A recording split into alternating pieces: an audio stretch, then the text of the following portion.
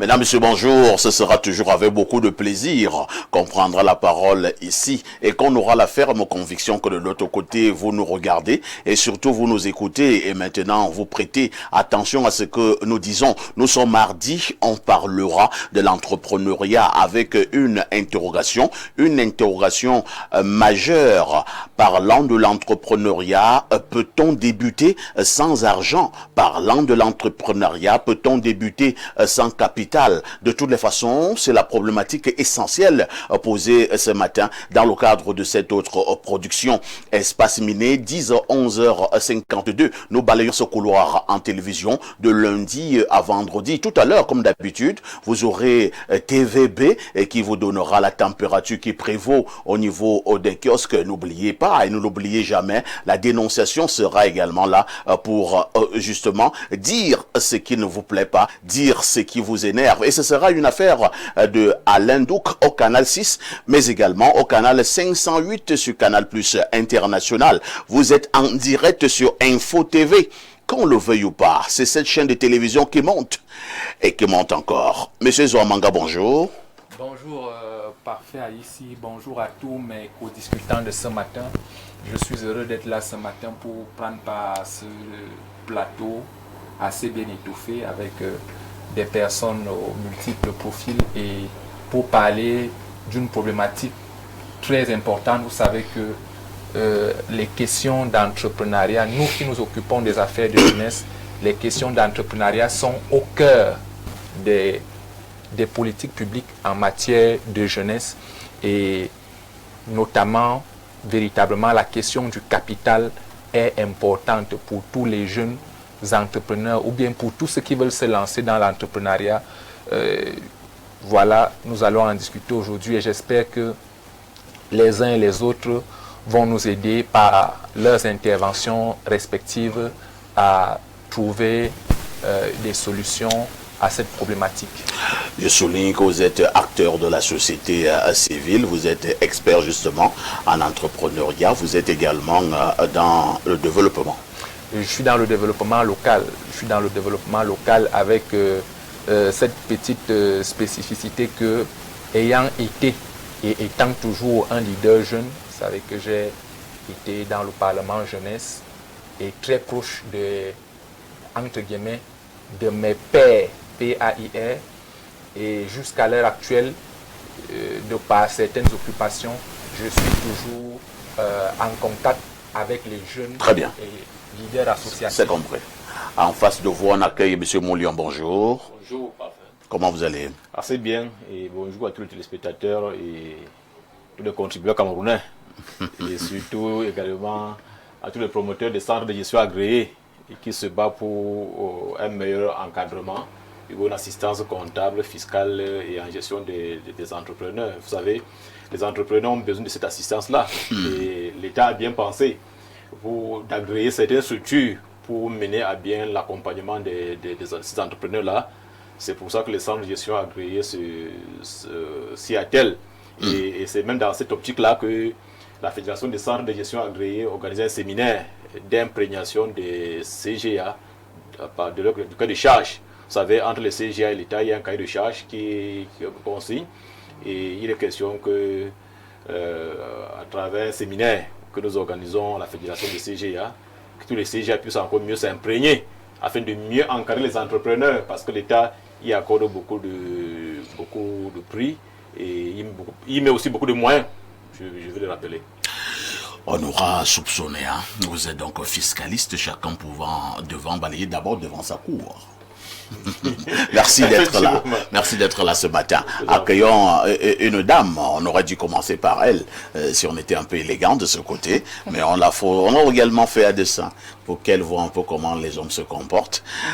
C'est la deuxième fois que vous allez déminer l'espace avec nous. C'est Johanna, c'est ça? Johanna. Johanna. Johanna. Johanna. Comment tu vas? Très bien, merci Parfait. Bonjour à tous les panélistes. Bonjour Papa Parfait. Je souligne que vous êtes établi du côté des États-Unis. Bien sûr. Et vous faites dans la cosmétique. La cosmétique, bien sûr. Et vous êtes donc justement entrepreneur. Merci d'être là ce matin. Merci vous allez beaucoup. éclairer et illuminer ce plateau. Merci beaucoup. À côté de vous, on a voulu que ce soit un jeune homme très brillant qui puisse vous tenir par la main. Lui, c'est Ibrahim Maxime Julien. Tu viens me flatter le matin comme ça. Bonjour déjà à toi. Bonjour Ibrahim. Bonjour à tous les co-panélistes, bonjour à tous les millions de téléspectateurs qui suivent. Un bonjour particulier à mon grand-père du côté de l'Est Cameroun qui nous suit actuellement. Et surtout à un de mes petits frères qui sort de son télé. Il est allé faire les champs là-bas. Ah. Parce qu'il faut dire que je suis aussi lié de par le centre et le sud. Ah bon? Et je salue de façon spécifique Monsieur Samé Gustave Mayel. C'est comme ça que s'appelle mon petit frère. Il m'a dit, grand frère, aujourd'hui je vais venir m'asseoir pour te suivre. Je lui ai dit que je serai à côté de Mkouta et d'autres experts. Donc c'est un plaisir une fois de plus d'être là avec vous ce matin. C'est une fierté familiale hein, Ouais. quand on voit un des leurs passer à la télé. Oui.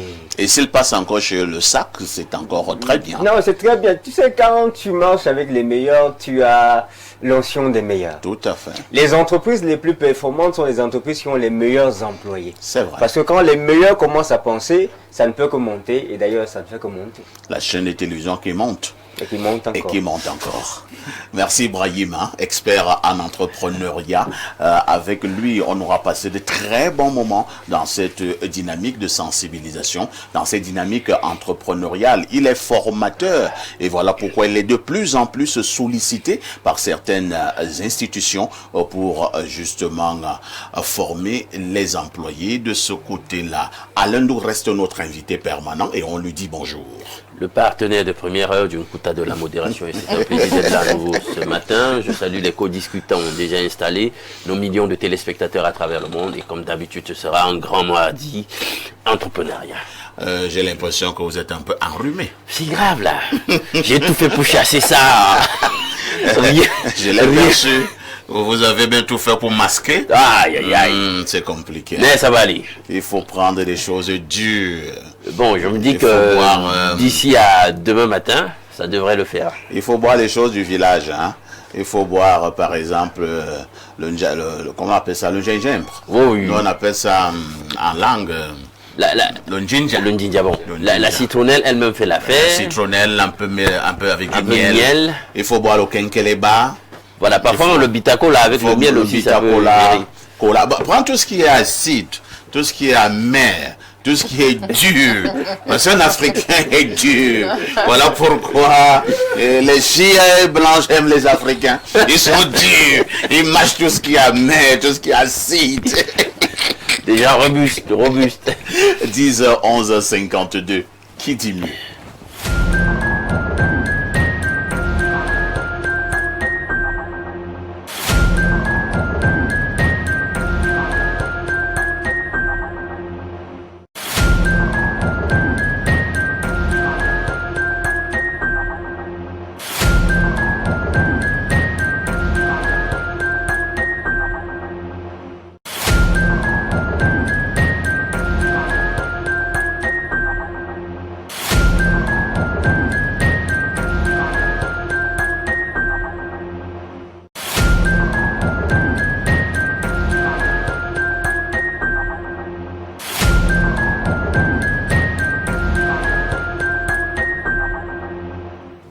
Théophile Vianney-Bia, bonjour. El Perfecto, bonjour. Bonjour à votre riche et impressionnant panel ce matin. Très heureux de vous retrouver une fois encore. C'est toujours avec beaucoup de plaisir qu'on vous accueille également sur ce plateau, dans le cadre de cette quintessence de l'information. C'est un plaisir qui est toujours partagé.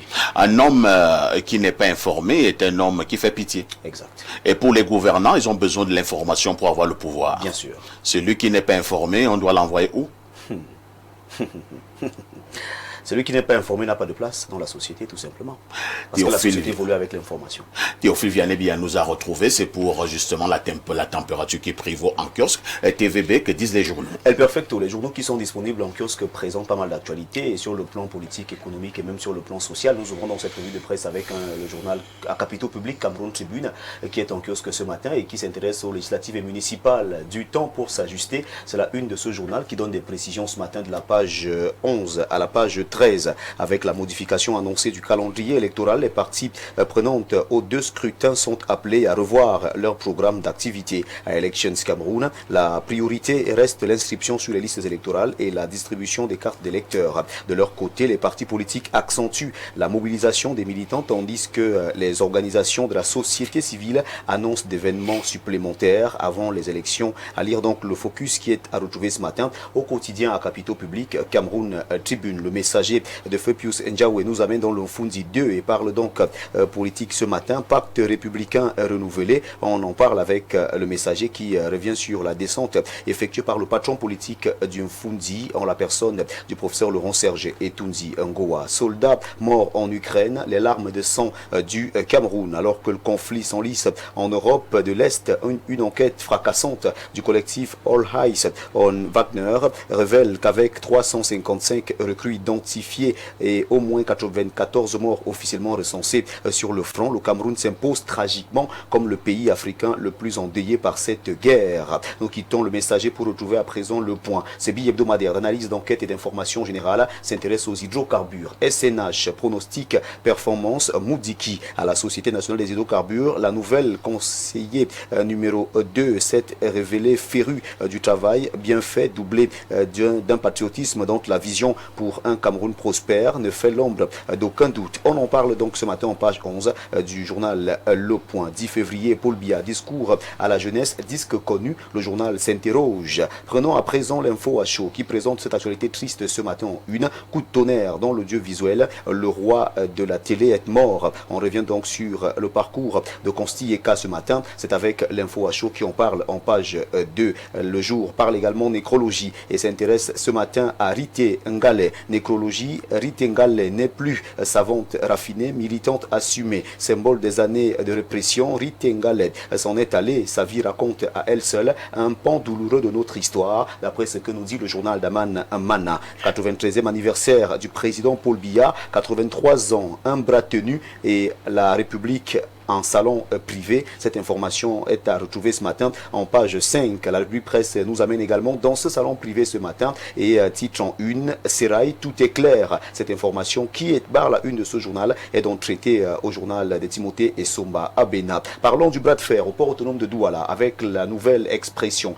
Le journal titre donc ce matin, bras de fer au PAD, Motaze frappe du poing sur la table, se confrontant aux directives du PM, se conformant donc aux directives du PM, le ministre des Finances réitère au DG du PAD de rétablir immédiatement la SGS dans ses positions initiales sans concession. Cette information est à retrouver de la page 6 à la page 7 du journal La Nouvelle Expression. PAD, opération de scanning par la SGS, alerte sur les risques d'engorgement. C'est la une du journal de Nestor Diatou sans détour qui est disponible en kiosque et qui nous dit que dans une correspondance confidentielle adressée au ministre des Finances, le directeur général du port autonome de Douala acte la reprise des activités de scanning des marchandises au port de Douala-Bonabéry par la SGS suivant les directives du Premier ministre, mais attire l'attention sur les risques liés à l'exploitation exclusive de l'activité par la seule entreprise suisse. L'éveil républicain nous amène dans la région du Sud ce matin, plus précisément à Biwombane.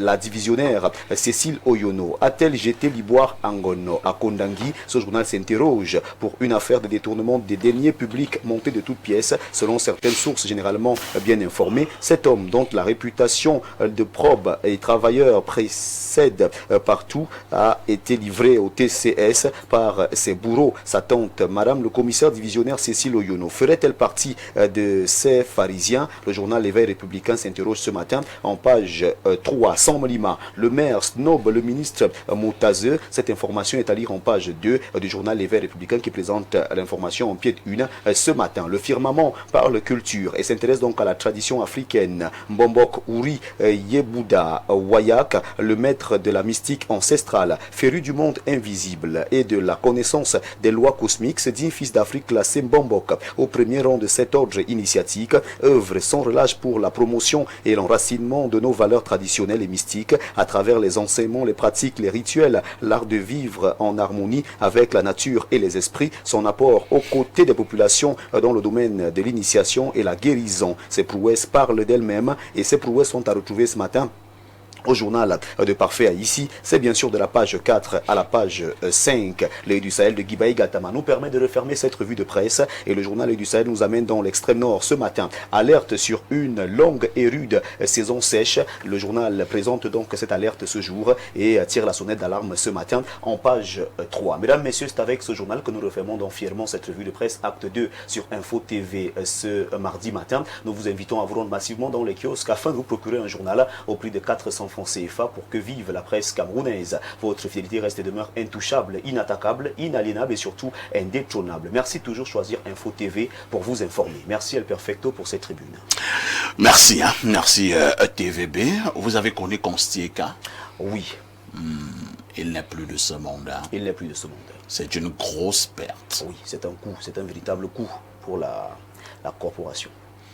C'était l'un des meilleurs de sa génération. Hein. Exact. C'était l'un des meilleurs de sa génération. C'était un très grand communicateur. Oui. Et c'était un très grand présentateur. Exact. Très grand présentateur d'événements. Constieka, comme lui-même il se faisait appeler, et Oui. nous l'avons adopté. C'était le roi de roi la télé. Exact. Il était merveilleusement toujours bien habillé. Hein. C'est ça. Il ne blaguait pas avec son vestimentaire. Pas du tout. Il était hyper talentueux. Bien sûr. Constieka est mort hier en cassant son microphone du côté d'Abidjan, En Côte d'Ivoire. en Côte d'Ivoire. Il faut tout simplement dire que c'est pas seulement le Cameroun qui perd un digne fils, c'est l'Afrique, c'est le monde qui perd un valeureux.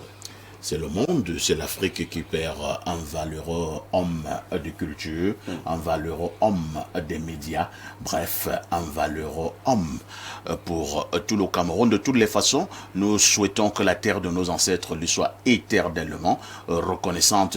Constieka n'est donc plus de ce monde. Nous avons des larmes aux yeux. Il nous a précédés, à lui les fleurs et à nous les pleurs. TVB, El Perfecto, à demain 10h. avec le même plaisir. Bonne Mets semaine. toujours le Seigneur au centre de ta vie. C'est de ça qu'il s'agit, El Perfecto. À tout de suite pour la suite.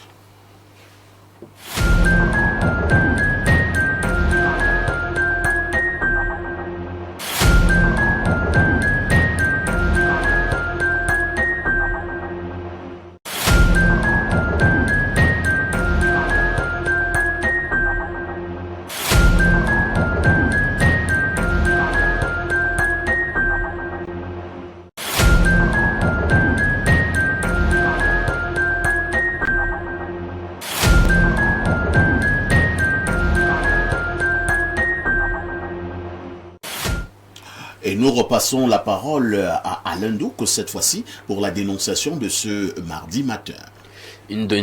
Pour ce matin, une dénonciation quelque peu sociale, on peut dire. Vous savez, dans les familles, souvent, il y a ceux qui sont un peu plus fortunés et ceux qui parfois sont de situations très précaires, dans l'indigence même souvent. Alors il arrive souvent qu'on prenne un membre de la famille qui fait partie du bord un tout petit peu précarisé pour l'aider. On ramène le membre de la famille en question dans son foyer. Donc c'est ce que celle qui nous porte la dénonciation de ce matin a fait. Elle a pris une de ses cousines dont les parents sont en situation très précaire. Elle a avec elle depuis 6 ans, donc elle assure tout ce qui concerne les charges de la cousine en question. Donc on peut dire que c'est son enfant, puisque elle va à l'école. Oui, lui donner un avenir, etc. Vous savez, on a souvent fait ça tout le temps, on voit ça dans nos familles. Mais alors, il se trouve que la jeune dame, la jeune femme qu'elle a prise sous son aile, est finalement l'amante de son époux. Je vous voyais venir. Hein. L'époux a fini par s'intéresser à la cousine, la petite cousine de son épouse. Donc, il se voit partout là, à son insu. Quand elle est absente à la maison, vous pouvez imaginer ce qui se passe. Ça vient simplement une fête. Voilà. Hors des limites de la maison, on se voit par-ci, par-là, dans les hôtels. C'est des galipettes par-ci, par-là. Il y a des grossesses qui arrivent, on fait avorter, etc. Donc finalement, vous savez, comme on dit, un jour, l'adage dit quoi? 99 jours pour le voleur, et puis un jour finalement pour celui qui est délesté de son bien. Elle finit par être au fait que son mari entretient une telle relation avec sa petite cousine. Et elle veut non seulement chasser la cousine, chose à laquelle le mari s'oppose. La petite, d'abord, un homme tient tient tête à la dame, elle lui dit qu'elle ne peut pas partir parce que ton époux a promis en réalité que la contrepartie des services que je rends, parce qu'il va me permettre d'être quelqu'un dans la vie, etc., payer les études jusqu'au supérieur, etc. Donc moi je ne peux pas partir. Et puis vraiment, si on en arrive à un tel point, moi je vais informer mes parents, etc. Oui. Et vraiment, je suis donc dans la situation actuelle, leur seul espoir, et ils vont certainement pas prendre ça bien. Parce que là, vous m'avez exploité, ton mari et toi, parce que... Donc voilà un peu la situation. Elle est donc coincée. Face à cette situation, elle en a parlé aux deux familles, sa famille à elle, quelques membres de la famille, c'est-à-dire c'est les membres de la famille, mais sans les parents de la cousine. Elle a parlé aussi à la belle famille. Mais voilà ce que je suis en train de vivre, c'est pas normal et tout. On lui a dit de dormir l'esprit, comme on dit au quartier. C'est calme. Calme-toi.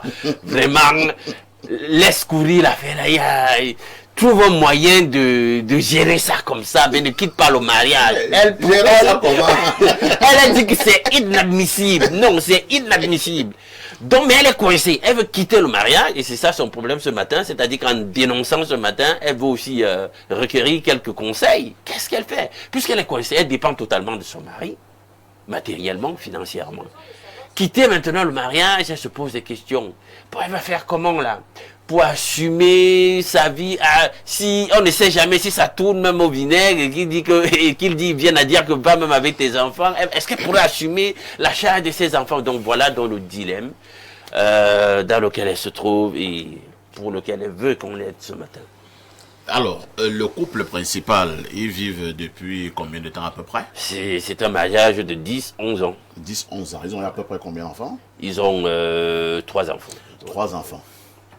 Alors, tu nous fais comprendre que la dame est quand même allée se plaindre auprès des familles, des deux familles, sauf la famille oui. Très profonde de la petite cousine. Et les deux familles en question ont pratiquement la même réponse. Qu'elle se calme, laisser couvrir, qu'elle gère, qu'elle se calme. Je commence par Ibrahim. Non, mais le monde est pourri, perfecto. Qu'est-ce qui est pourri? Non. Comment est-ce que deux personnes peuvent être en difficulté? Elle prend le temps d'aller voir les responsables de son époux. Elle leur explique que voilà ce que votre fils là, il est en train de me faire à la maison. Et tout ce qu'il trouve à dire, c'est calme, calme. Il y a quel calme là, El Perfecto? Il y a quel calme là? C'est-à-dire qu'on est méchant. Comment est-ce que vous voulez que cette femme-là se sente face à sa fille qui se revendique être sa co-épouse? Est-ce que ça c'est normal? Comment est-ce que ce monsieur lui trouve même d'abord du courage pour dire qu'elle ne part pas? Elle ne part pas que ce qu'il faisait a été légitime. Il allait la doter. Il allait la prendre. Il veut qu'elle, à la maison, elle se sente comment? C'est une humiliation qui est trop forte, perfecte. Moi, je n'arrive même pas à supporter ça. Je n'arrive pas à supporter. Et je pensais au moins que les aînés ou les chefs de famille auraient pris le temps d'aller dire à ce monsieur que quand même. Et puis la petite fille qui est insolente, qui dit qu'on l'a exploitée, qu'elle ne part pas. Elle ne part pas sur quelle base? Elle ne sait pas qu'elle s'adresse à sa mère? Où est la loyauté qu'elle a envers sa mère, pendant que sa mère a la loyauté envers elle? Est-ce que sa mère elle ne savait pas que bon, les hommes sont ce qu'ils sont, même comme je n'encourage pas les hommes à être comme ça. Elle a pris un enfant, elle a encadré l'enfant, elle a éduqué l'enfant, elle a envoyé l'enfant à l'école. Avec tout ceci, l'enfant trouve quand même encore le moyen de lui tenir tête, que je ne pars pas. Et s'il te plaît, Ndouki, elle fait quelle classe là, la petite fille là? Bon, elle est déjà en première année fac. Hein. Donc elle est réveillée. Quand on est à la fac, on peut aller s'en sortir. La situation est pénible parce que c'est une femme mariée qui a 3 enfants, ils sont mariés depuis 11 ans. Pour dire à la femme vraiment qu'il lui faudrait, vraiment, je ne peux pas le dire comme ça. Mais vraiment, moi, j'arrête la petite fille là et je l'amène et je l'accompagne chez sa mère. Ma soeur, écoute-moi bien. Tu appelles les parents de cet enfant là et tu leur dis la vérité. Le mensonge ne sert à rien, le fait de cacher ça ne sert à rien. Eux-mêmes vont venir chercher leur enfant. Et on va voir si monsieur ton mari là, il va bloquer l'enfant de truie. C'est quoi ça? Merci. Hein. Il faut d'ailleurs comprendre si les parents de la fille ont accepté d'enlever la fille. Et ils ne sont pas informés. Monsieur Mouliam, Nous sommes en Afrique, hein. N'oublions pas ces détails importants. On a souvent vu des hommes épouser une grande sœur et une petite sœur. Hein.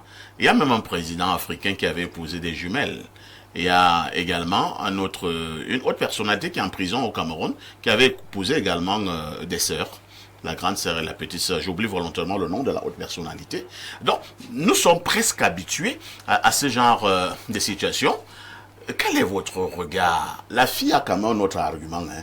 Elle estime que si elle sort de cette maison de cette manière, elle aura été exploitée. Bon, parfait, tu vois que tu as cité à peine 2 ou 3 cas. Un ex-président et un... Non, je ne vais pas citer tous les cas. Bon, on n'aura pas le temps. Pour dire que ce sont des situations qui sont arrivées, mais en réalité, ce n'est pas d'une manière éthique.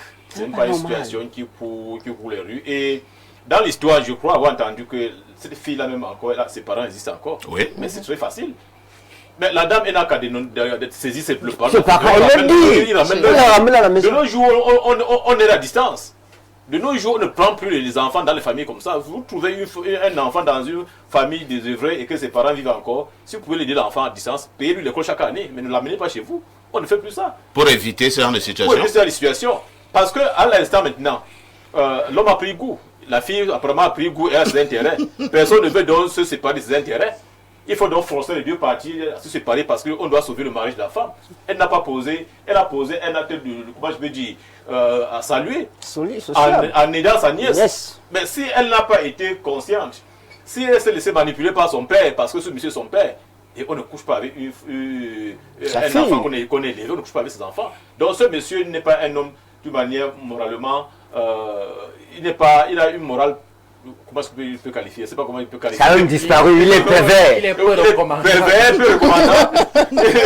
Et puis en principe, mais il n'y a même pas de débat. Ses parents existent, mais ils ramènent leur fille. La femme n'a qu'à saisir les prix. Il devait même commencer par saisir les parents de la fille. Avant d'aller dans les 2 familles, chercher à... Venez prendre votre enfant.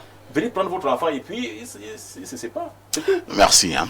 Alors, Johanna, est-ce qu'il n'y a pas un risque, celui qui fera en sorte que vous, les femmes, vous commencez à être très, peut-être regardantes lorsque vous amenez une petite cousine à la maison pour ses études, ou alors vous appliquez la formule de Moulium, vous dites non, moi je n'amène même pas mes petites cousines à la maison parce que j'ai peur du chien méchant que j'ai chez moi, il risque de la dévorer, je l'aide à distance. Mais où se passera donc maintenant la solidarité africaine? Bon, la solidarité africaine n'est pas morte. Si je décide d'aider ma cousine, ma nièce à distance, je suis toujours solidaire avec ma famille. Je fais toujours un pas avec ma famille. Moi, personnellement, je ne peux pas demander à cette dame de divorcer. 11 ans, 10 ans de mariage, c'est déjà assez énorme. Donc, séparer de ce mariage, aller, comme on dit souvent, quand tu as attrapé ton bandit, c'est ton bandit. Parce que quand tu vas aller à un autre mariage, tu vas trouver pire que ça, de l'autre côté. Donc, supporte là où tu te trouves. Hein. Voilà, supporte là où tu te trouves en ce moment. Prends cette jeune dame, ramène-la chez ses parents. Parce que moi, je pense la jeune dame dit qu'elle ne sort pas. Non, tu la ramènes de gré ou de force chez ses parents. Il y aura la bagarre, hein? Tu es chez moi. Il y aura la bagarre. Quand tu es chez moi, c'est ma maison, c'est moi qui ai bâti ma maison. Non, la fille là se comporte déjà comme sa coépouse. Il n'y a pas de problème. On va voir qui est là avant l'autre. C'est moi qui suis là d'abord, ce n'est pas toi. C'est ça qu'il faut comprendre. Donc, moi, je me dis, et un conseil que je donnerai à cette dame et à toutes les autres femmes, c'est que ton premier mari, c'est ton travail. Parce que là, maintenant, elle va se dire, si je pars aussi de ce foyer, c'est le monsieur qui fait tout pour moi, pour les enfants, pour ceci et cela. Quand on entre dans un mariage, on n'entre pas dans un mariage mains et pieds liés, tête baissée. On entre avec je peux aussi faire quelque chose, je peux aussi être entrepreneur, je peux aussi imposer quelque chose pour que demain, après-demain, quand ce genre de choses arrivera, si tu décides même de partir, tu sais que tu as un derrière bien assuré. Parce que cette dame maintenant se retrouve coincée en se disant, si je recommence à zéro, ça sera un très gros problème pour moi. Donc, elle est déjà dans son mariage. Je ne peux jamais conseiller à une femme de divorcer, pas du tout. C'est son bandit, elle n'a qu'à attraper son bandit de peur d'aller trouver pire ailleurs. Mais que cette jeune dame-là sorte de chez elle le plus tôt possible. Parce que ça pourra devenir autre chose. Mais il y a quand même des cas où on peut encourager le divorce. Hein. Il y a des cas, quand c'est des cas de violence, de mort. Pour ce cas, on n'est pas encore arrivé là. Voilà, ce cas, on n'est pas encore arrivé au moment. Quand c'est déjà un cas de divorce, de violence, de bagarre, de mort, là, je peux dire, ma chérie, pars. C'est mieux encore de partir étant vivant que de partir étant mort dans un cercueil. On est d'accord? Mais sur ce cas-là, on n'est pas encore arrivé. Que cette dame-là mette cette jeune fille hors de sa maison Et elle est la vie sauve. Hein. Maintenant, elle va se dire, maintenant, je vais aider la famille. C'est vrai, on est africain, on va toujours... Entre-temps, quand même, elle peut distance. mettre sa petite cousine hors de la maison. Bien sûr. Elle peut aussi pardonner. Bon, moi, je pardonnerai, mais on ne sera plus la même chose. C'est ça. Je vais te pardonner, mais on ne sera plus jamais... petit cœur noir. Voilà, on ne sera plus jamais pareil. Mais je me dis quand même Voilà que si elle une petite cousine qui a voulu voilà, voler mon mari. Voilà, je me dis en même que si cette dame-là ne part pas dire à ses parents, peut-être qu'elle ne veut pas un grand scandale. C'est gâté, c'est gâté. Mouiller, c'est mouiller, il n'y a pas de mouiller. C'est qu'on s'est déjà gâté, on va seulement gâter. Donc, en cet instant, même si elle n'a pas de choix, qu'elle allait informer ses parents pour dire, venez prendre votre bagage, je ne veux plus. J'ai déjà fait ce que je pouvais faire, mais là, elle veut monter sur ma tête. Ça ne peut pas se passer chez moi. Aussi simple que ça. Aussi simple que ça. Ouf, quand une femme défend ses intérêts, c'est compliqué. Hein? Pour Johanna, il faut absolument que cette fille parte de cette maison. C'est d'abord la première chose. Alors, monsieur Zoa Manga, vous qui êtes bantou, et si on prenait vraiment une autre option, que bon, quelqu'un a dit tout à l'heure sur le plateau, mouiller c'est mouiller, que le monsieur épouse simplement la fille. Je voudrais dire que la première chose, c'est qu'il faut d'abord que la cohabitation s'arrête. Parce que tant qu'il y a cohabitation, il y aura des frictions. C'est-à-dire que la petite cousine et sa grande sœur, qui est l'épouse légitime du monsieur, ne peuvent plus vivre sous le même toit. Parce que, vous savez... elles ont le même homme. Elles ont le même homme. Ouais, n'ayons pas peur des mots. Donc, ce sont officiellement des coépouses. Elles ont mangé... Non, on ne va pas dire officiellement. Ce sont officieusement les coépouses. Elles ont déjà mangé. Vous pensez que le mariage... Vous avez dit que je suis un bantou. Vous pensez que le mariage, c'est quoi? Le mariage, c'est quoi? Le mariage, c'est un homme et une femme qui partent ensemble. Donc, elles sont déjà... entre guillemets des coépouses. Donc la cohabitation n'est plus véritablement possible. Et j'ai peur, je ne voudrais pas être extrémiste, j'ai peur qu'entre l'une et l'autre, qu'il y ait des coups bas, que ça parte jusqu'à des perspectives de, voilà, je d'assassinat, des perspectives d'élimination. La vie, c'est pas le voir bébé, si je peux m'exprimer comme au quartier. La vie, c'est pas les bisounours. Donc, à ce niveau-là, la première chose, c'est que pour la sécurité de l'une et de l'autre, il faut véritablement trouver un mécanisme.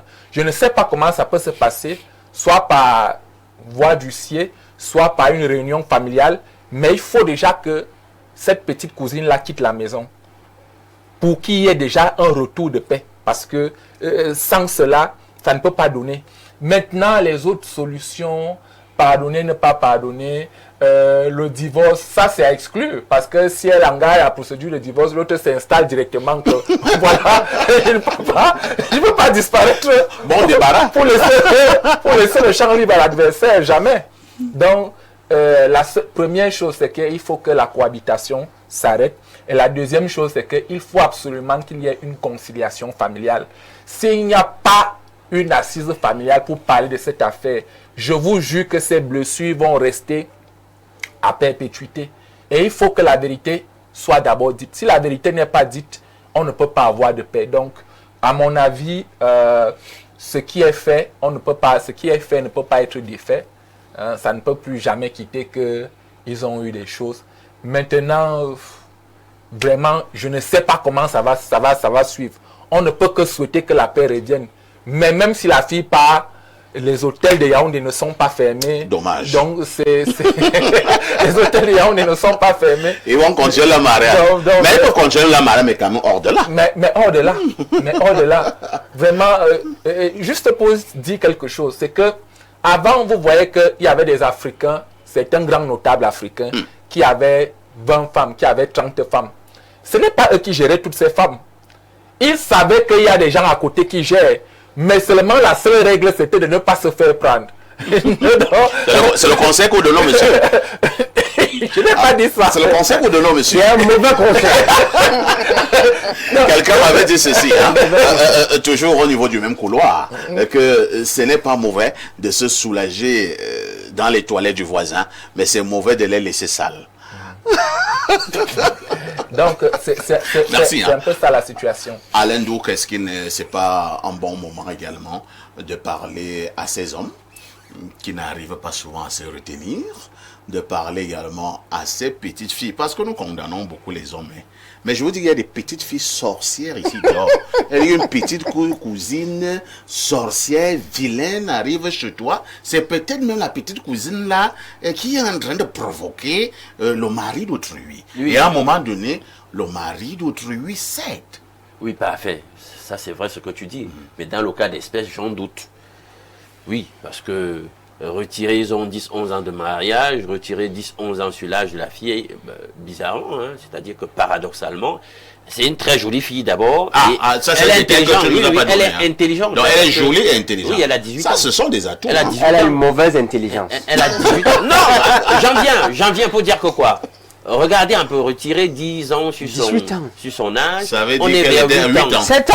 Ça veut dire que le mari, là, il a été pédophile même quelque part. Là. Je suis Non, sûr je que... ne sais pas à quel moment ils ont Non, commencé. j'évalue. Je ne sais pas à quel moment ils ont Parce que commencé. je suis sûr que c'est un gars que vraiment, des 15 ans là, 16 ans, le gars Voilà. commençait déjà à regarder S'il peut l'enfant faire ça là. à l'enfant, il peut faire ça à ses enfants. Donc, Donc, l'enfant n'était même pas arrivé à un stade de maturité que le gars a commencé à lui embrumer le cerveau. Donc, c'est un peu ça. Donc, c'est lui qui n'est pas sérieux dans l'affaire. Parce que, c'est vrai, ici déjà, dans Lévitique 18, on dit tu n'épouseras pas la sœur de ta femme. Ce serait exciter une rivalité en dévoilant sa nudité à côté de ta femme pendant sa vie. Donc, lui, le bon monsieur, c'est ce qu'il fait. Et il est allé même chercher à faucher l'herbe très Peut-être bas. que le monsieur, lui, n'est pas chrétien. Hein. Bon, d'accord. Même les autres religions ne sont pas aussi méchants. Peut-être qu'il est de la lignée d'Abraham. Parce que, voilà, je dis simplement que le monsieur, c'est un corrupteur de jeunesse. C'est un corrupteur de jeunesse. C'est lamentable. Et j'embraye donc sur ce que tu as dit quand tu initiais ta question à moi adressée. Vraiment, il faut que nous, les hommes, à un moment, on apprend aussi à tenir, hein, À civiliser cette affaire. non, on est vraiment, Civiliser apprenons d'abord, à qui- maîtriser notre braguette. Vraiment, il y a des choses, des codes qu'on viole quand même. C'est pas sérieux. Si ta femme a déjà ramené un enfant dans la maison, mentalement, programme-toi. On l'attrape, même il n'a même pas honte. C'est ton enfant. Et c'est justement, vous savez pourquoi j'ai interprété qu'il a commencé précocement à s'occuper sexuellement de cet enfant. Pourquoi? Parce que j'ai l'impression que l'argument évoqué par la fille là, non, vous avez détruit ma vie, vous m'avez donc exploité, elle va aller jusqu'au bout des études, donc elle a des ambitions. Donc, et c'est sûr que lui, peut-être quand il embrouillait l'enfant là et tout, il a dit que non, je vais te permettre d'être une grande dame, tu vas assumer. Donc, elle reste focalisée là-dessus. Il faut aller jusqu'au bout de la démarche. Vous m'avez quelque peu utilisé. C'est pas de ma faute si finalement ton mari m'a exploité. J'ai l'impression que c'est un peu dans cette... Mais au-delà de tout quand même, hein, au-delà de tout quand même, Alain, donc, cette petite fille, dès qu'elle a 18 ans, elle a 16 ans, elle a combien? Mais une petite fille parle comme ça. Une petite fille a un tel charisme. Elle est déjà en fac et le monsieur là... Je voulais Elle a une intelligence Alain Douk, sans vouloir être complotiste, d'ailleurs que ce terme même là aujourd'hui, c'est un qualificatif amélioratif parce que la plupart des gens ont taxé le complotiste parce qu'il dénonçait un certain nombre de choses par le passé. Avec le temps, il s'est avéré que ces choses étaient fondées. Moi, sans vouloir être complotiste, je pense que vu le discours que la petite fille est en train de tenir, il y a une autre intelligence bien qui est sûr. derrière Et cette derrière petite ça, fille. voilà. Vu le discours qu'elle est en train de tenir, je ne peux pas partir parce que vous m'avez exploité, vous m'avez utilisé. Bien. Il y a Pourquoi? une autre intelligence. Oui, j'en arrive. Il Vas-y, y a finis une d'abord. autre intelligence qui est peut-être la main de sa mère, parce que vous savez, vous ne pouvez jamais exclure ce genre de choses que... Mais qu'est-ce qu'elle fout? Hein? Est-ce que c'est la fille là qui devait épouser ce genre d'homme? Voilà. Pourquoi pas ma fille? Donc il y a une intelligence derrière cette fille qui lui donne, qui lui dit ce discours qui ne me semble pas être, lorsqu'on parle de son âge, qui ne me semble pas être véritablement De un son discours âge. de son âge. Je valide ce que tu dis et je te dis pourquoi. Parce que on a bien remarqué l'hésitation du mari a fait sortir la fille de la maison. Il y a seulement ce que j'ai évoqué. Mais il se dit même qu'il redouterait la réaction des parents, parce que là, on parle même d'attaque mystique qui pourrait même se faire. Ah bon? Bien Les sûr. parents de la fille. Mais il y a de gros enjeux, et puis si c'est l'espoir. Bon, là alors, bon, attends, on a pris cette dénonciation au premier niveau. Hein. J'ai l'impression que cette affaire est plus profonde. Alain Dou, il est fort probable que le monsieur là, lui, est même en combinaison avec les parents de cette fille. Il redoute, parce qu'il dit, ah, quand les parents la voient apprendre ça, comment ils vont prendre l'affaire et tout. Il Peut-être redoute. que le monsieur là a causé avec les parents de cette fille. Et les parents de cette fille, elles sont d'accord que la fille puisse même être son épouse dans la Même famille. qu'il a posé avec toutes les familles. C'est pour ça que je dis que ta soeur, Voilà, il a posé avec toutes les familles. Attends, mais- le monsieur là, est-ce que le monsieur là, il est un peu fort? Non, là, il a un peu. Il a un peu. Je comprends. Tu vois, je vais fuir mon foyer. Ça, le monsieur là, un peu. Il a donné peut-être des petits bons Ouais. de la famille, mais quand c'est comme ça, c'est pouvoir... C'est pour ça que la dame est hésitante à quitter le foyer. Juste Bon, pour là, elle a continuer fait la un pas, thèse son mari l'a de l'homme provoqué. qui a de l'argent, je connais une haute autorité qui a géré une grande société d'État de ce pays et qui, dans ses allures, dans ses dégagements, comme on dit au quartier, pour parler comme au quartier, a pris cogné la sœur, si je peux parler. Ah non, le mot est fort. Hein. Barbarisme. Non, cogner c'est fort. Non. Disons, C'est un barbarisme. disons, être allé avec Ouais. Il est parti avec la sœur de sa femme Ouais. et tout. Sa Lorsque, belle-sœur. oui, il est parti avec sa belle-sœur. Et lorsque sa femme est partie se plaindre chez son père, c'est-à-dire ta sœur t'a fait quelque chose, tu vas voir votre père en famille que est-ce que tu vois voici ce que ma soeur m'a fait. Qu'est-ce que le père lui a répondu? Le père lui a répondu que ce n'est pas la famille.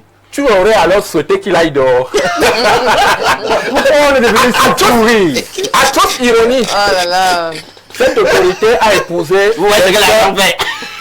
Elle a des posé la petite soeur. sœurs de mon village.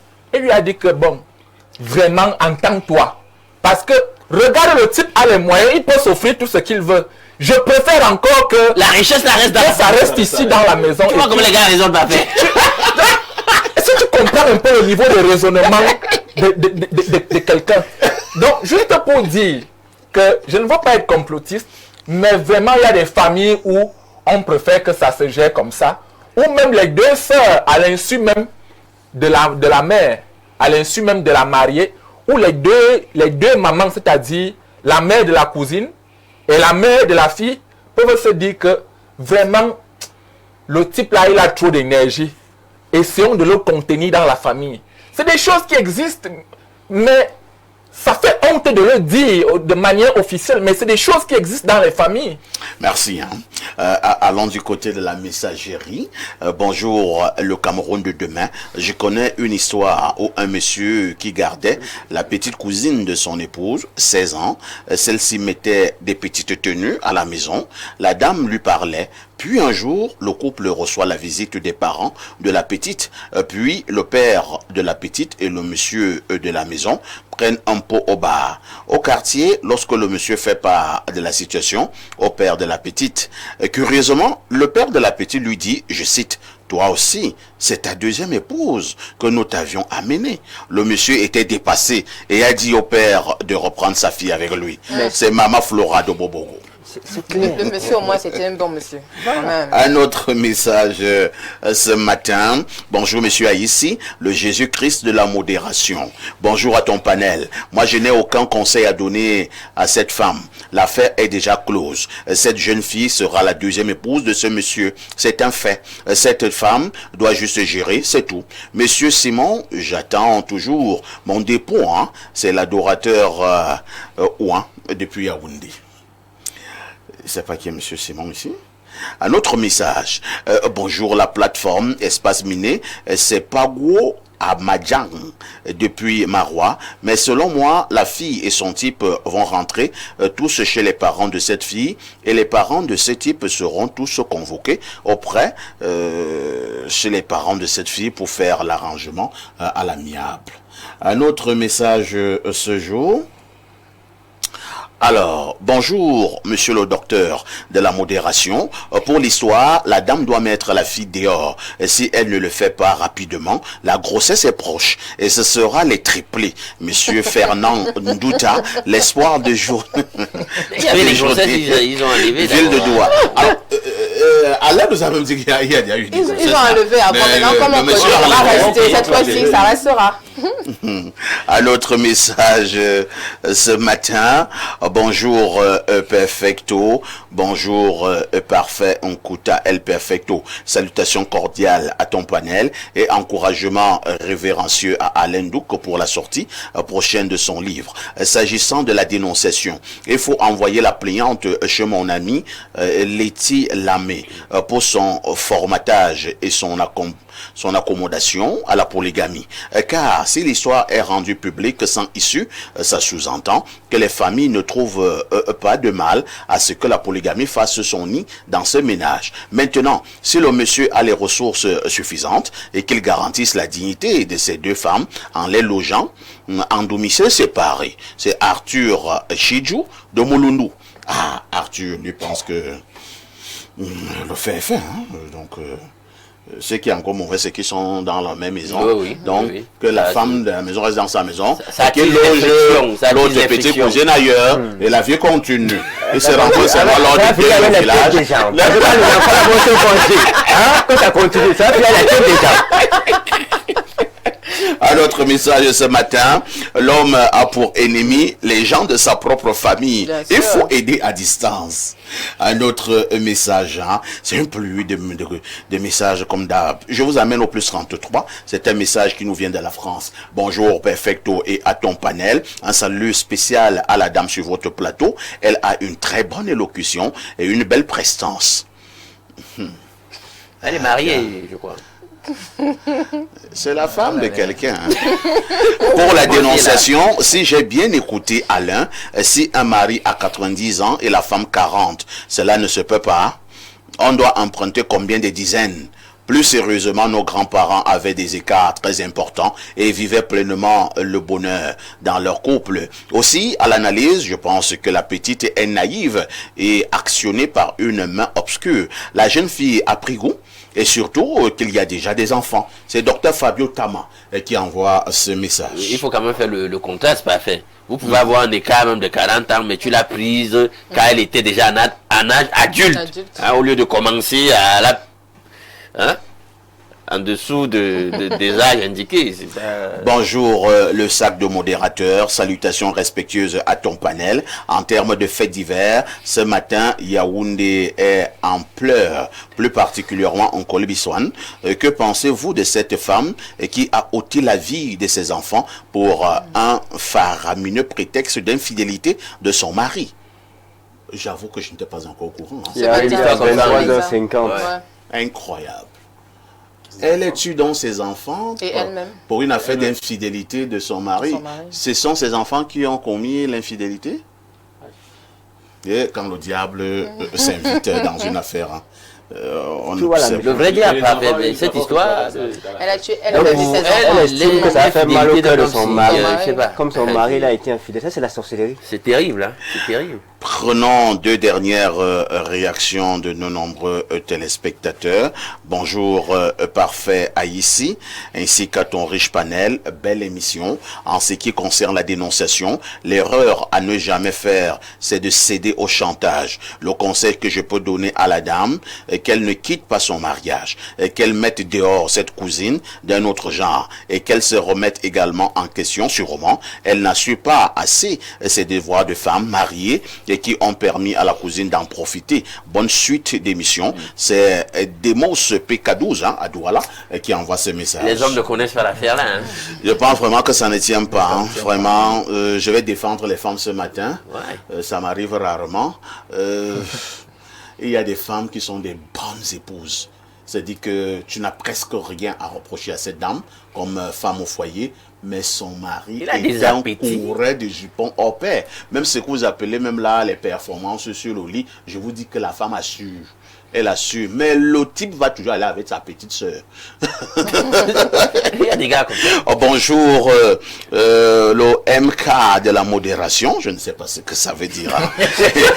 et à tout ton panel. Parfait, le simple fait que la fille refuse de partir, et le monsieur aussi refuse qu'elle parte, démontre que le type est dans la bouteille, que la femme trouve un prêtre exorciste pour sortir son mari de là. C'est même pas au niveau du prêtre exorciste. Le monsieur qu'on voyait là, il aime déjà la petite fille là. Le monsieur n'a pas plus rien comprendre à l'heure. Oh, bonjour, parfait ici, pour avoir été témoin d'une telle situation dans ma famille, situation dans laquelle les parents de la jeune fille encourageaient plutôt leur enfant à poursuivre sa sale besogne. Je conseillerais à la femme d'intégrer que ce n'est pas sa honte, et si cette histoire se sait dans toutes les familles et le voisinage, mais celle de son époux, dont la faiblesse et le manque de valeur sont flagrants, et qu'elle en parle à tout le monde pour que soit l'homme qui pousse cette petite dehors, même comme je sais qu'il va encore aller goûter de temps en temps. Jeanne en demeure depuis soir. Oui, vraiment, mon ami depuis soir. N'oubliez pas que nous sommes en Afrique, hein. On va vous dire que quand il y a des situations comme ça en famille, la femme doit couvrir son mari. Yohanna, on dit ça chez nous, hein. C'est-à-dire que quand ton mari, c'est toi qui dois couvrir ton mari. Ça c'est l'éducation africaine, mais mon éducation dans ma tête ne me dit pas ça. Parce qu'à des moments, c'est ma tête qu'il faut d'abord sauver. À des moments, c'est ça. Bonjour à tout le panel, une salutation à la jolie demoiselle. Je sais pas. Pourquoi il cache même ses doigts? Donc, vous êtes demoiselle alors? Demoiselle, bien sûr. Donc, un cœur à prendre. Non. Mais comment ça alors? Non. Un cœur qui n'est pas prêt. Alors que Ibrahim était déjà en train de non, voir. pas du tout. Non, mais les gars, ça veut tirer par ils sont sur la On sait que chez les Ibrahim, même si le cas n'est jamais rempli, c'est... Bon.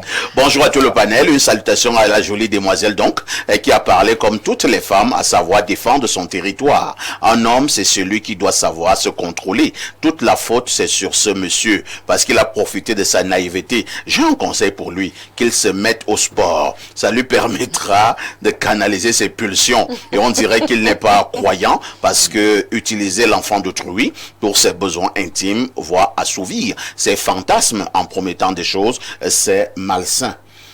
Je vais te dire malheureusement qu'il y a des grands sportifs qui sont des champions dans ce que nous décrivons ce matin. Il a même les ballons d'or du monde, il a ceci. Bonjour le panel, juste pour dire qu'on ne laisse pas la banane mûrir dans la cage du singe. Soyez prudentes les dames. Roger depuis Samblima. Waouh. On conclut avec Roger. Notre morale, vraiment, c'est de caniveau désormais. Non, c'est le moral. Oui, il faut renforcer le C'est moral. le réalisme. Non, c'est notre... Est-ce qu'on laisse la banane mûrir dans la cage des singes? Non, on a déjà compris sa sagesse. Mais là, les hommes, là, on dit on va détruire ça. C'est ce qu'on dit. Vous êtes en direct sur Info TV. Ça fait du bien de regarder la télé.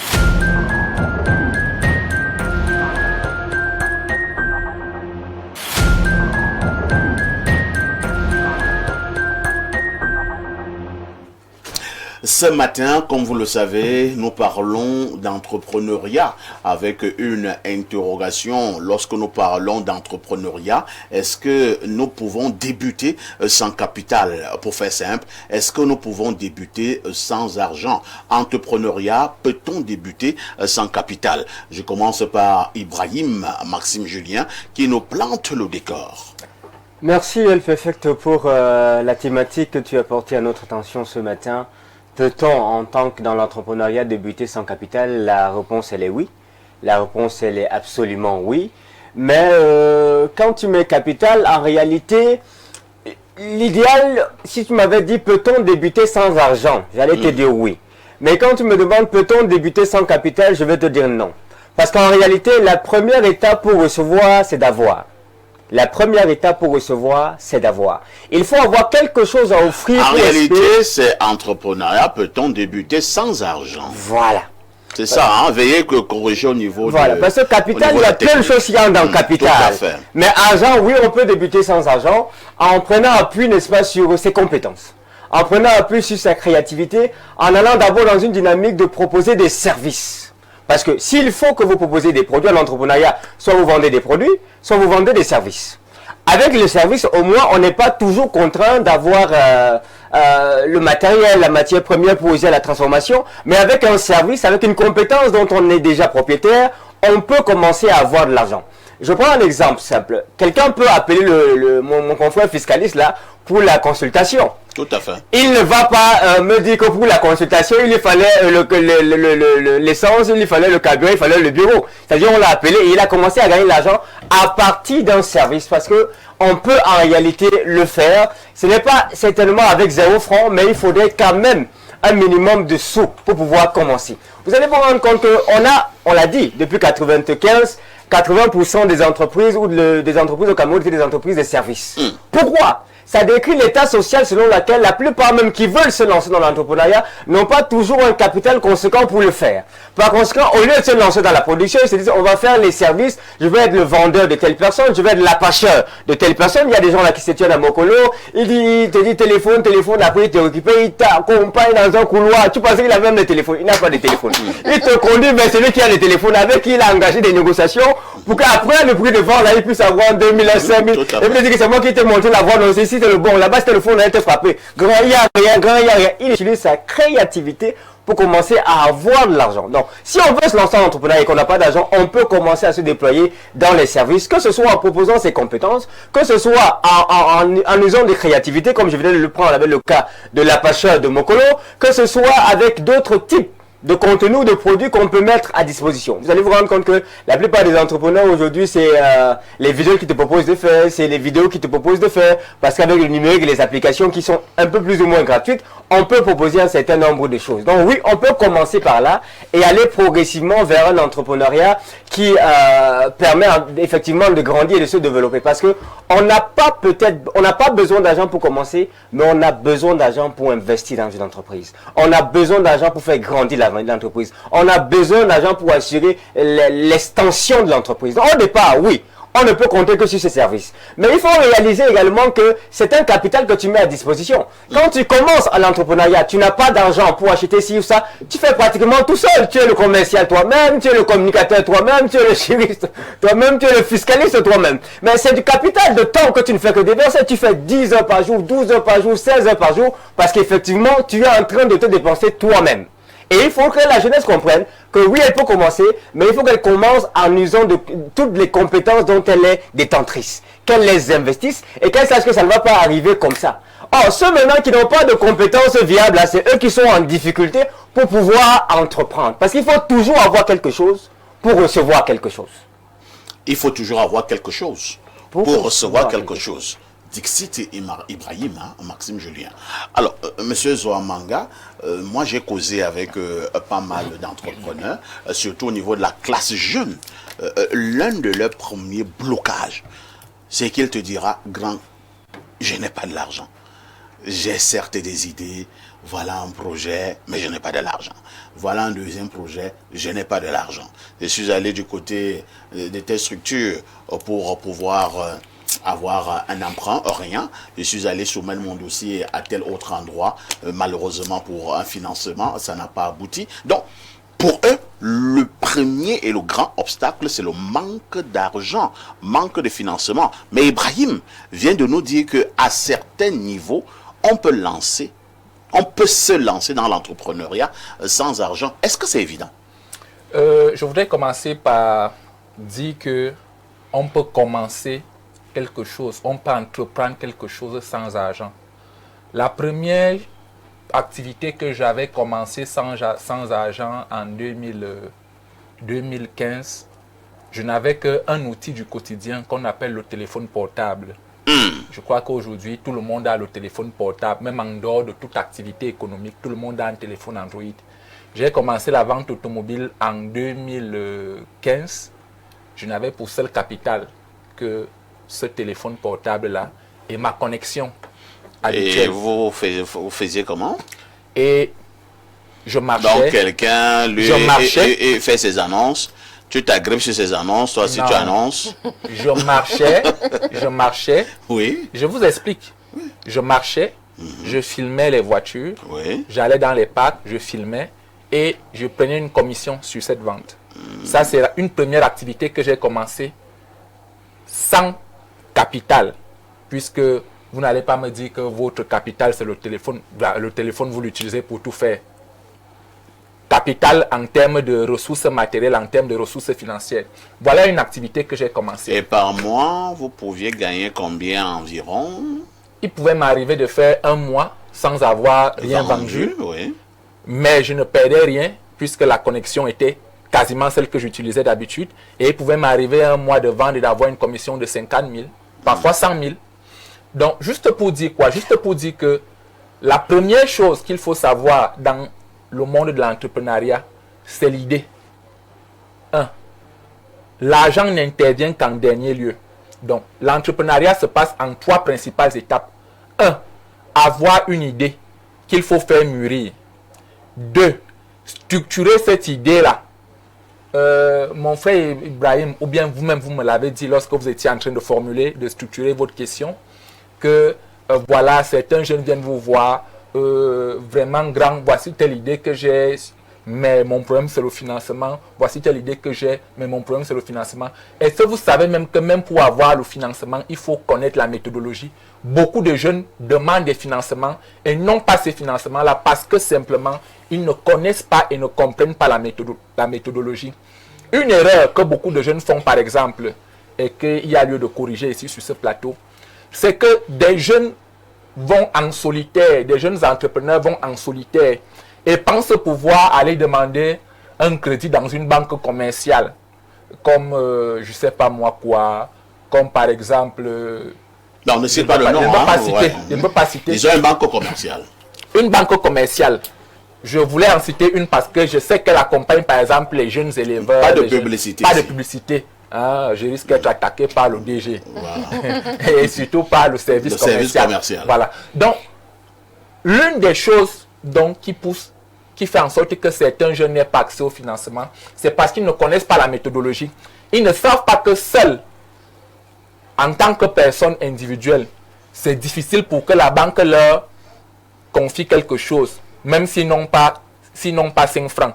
Or, si ces mêmes jeunes se mettent à 3 ou à 4 et forment ce qu'on appelle vulgairement un GIC ou une coopérative, la même banque, sans aucun apport, peut leur donner de l'argent. Donc, c'est des choses que beaucoup de jeunes... Attends un peu, il faut seulement former un groupe. Je suis en train de... Donc, si je vais dans mon quartier et je regroupe 50 jeunes là, on va dans la première banque et on nous donne de l'argent, c'est ça? Est-ce que vous êtes d'accord avec moi sur ce plateau?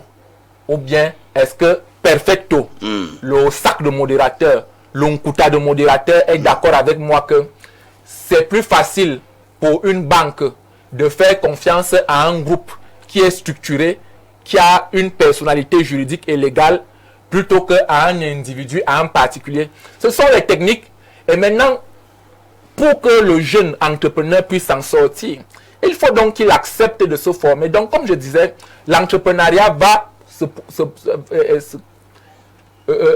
doit suivre 3 principales étapes. Première étape, l'idée et la maturation de l'idée. Deuxième étape, La formation, oui, je veux vers le poulet, mais est-ce que tu es formé? Est-ce que tu as été formé? Est-ce qu'on t'a enseigné comment on élève les poulets? C'est ce qu'on appelle l'assistance technique. Et la troisième chose qui est le financement ne vient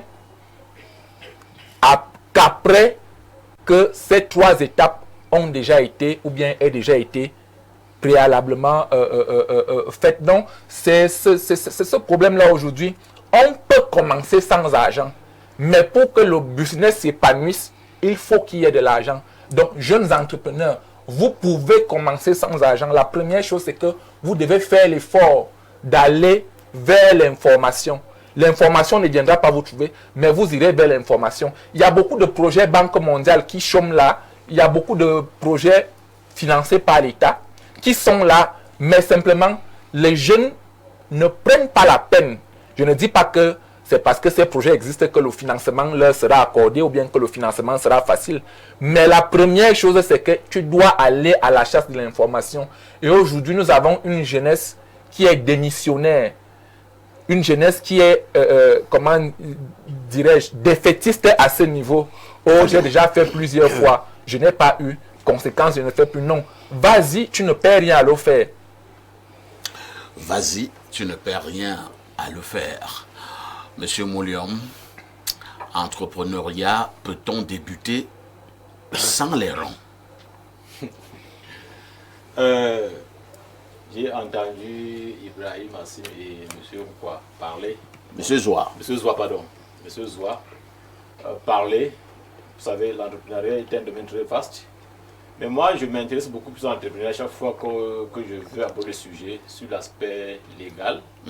Parce que c'est un domaine qui est juridiquement bien encadré. Tout à fait.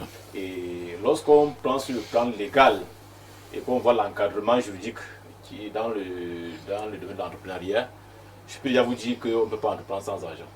Je vais d'abord le dire avant d'apporter mon document. On peut pas Ibrahim nous raconte des histoires. On ne peut pas entreprendre sans argent.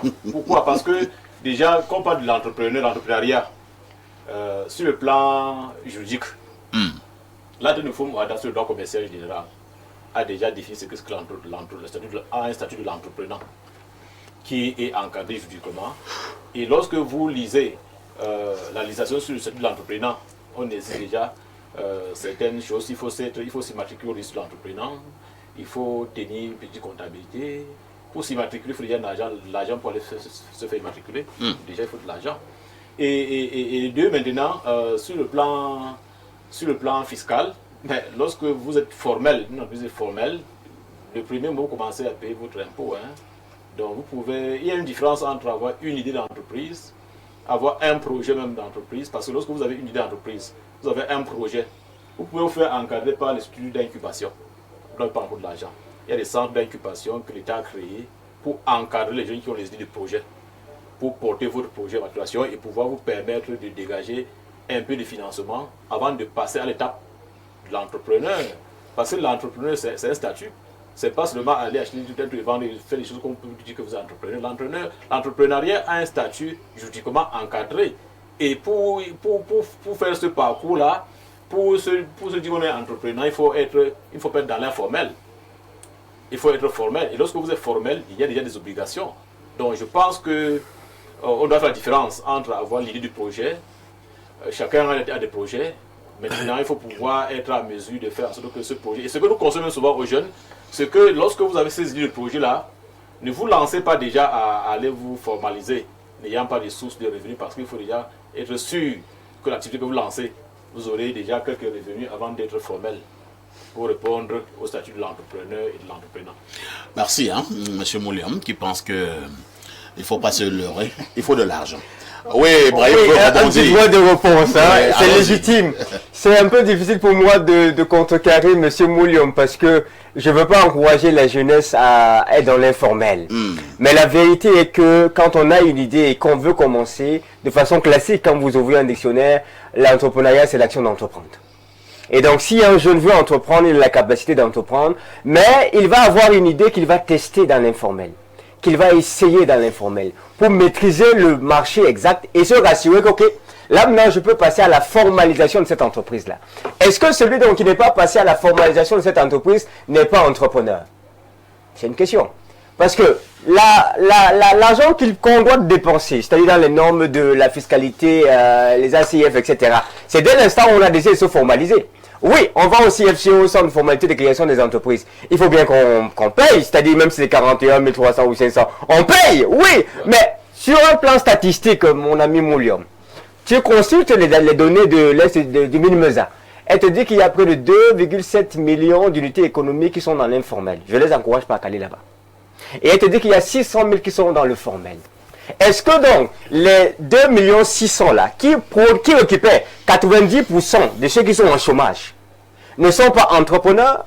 Est-ce que si le tissu économique du Cameroun est porté à 60% par l'informel, les gens qui sont les acteurs là, ils ne sont pas entrepreneurs? Je ne suis pas en train de dire qu'ils ne sont pas entrepreneurs, parce que tu as défini l'entrepreneur selon le dictionnaire. À la base. Moi, je définis selon la forme juridique. Voilà, donc les enfants doivent être découragés avant de commencer.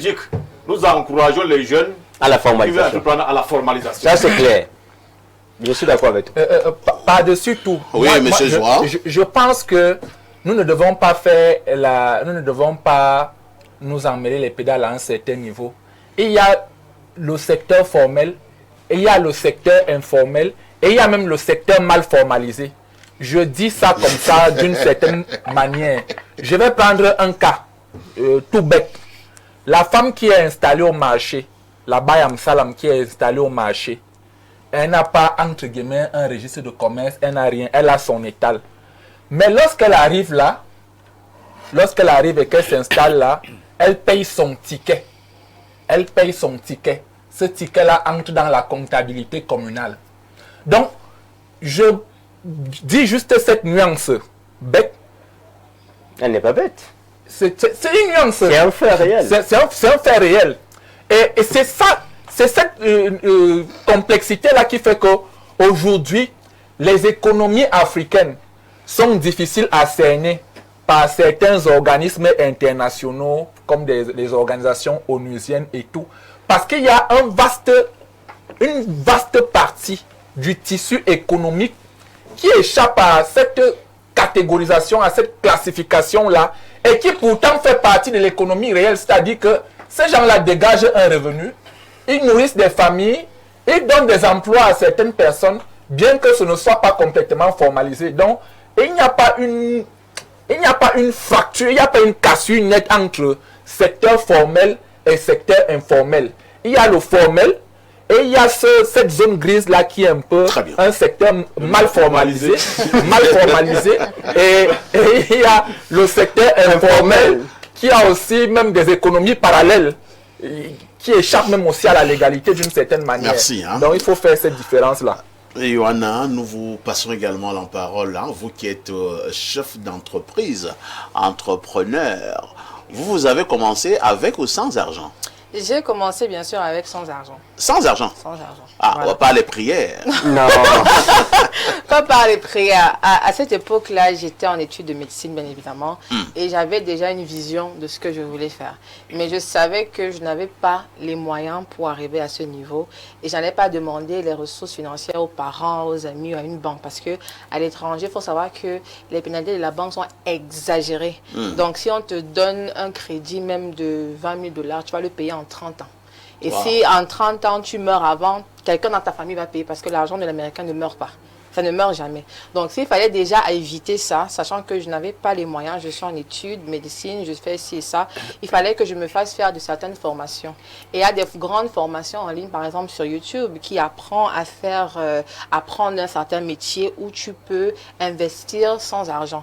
Il y a ce qu'on appelle, par exemple, le dropshipping, où tu vends des produits sans avoir le produit toi-même.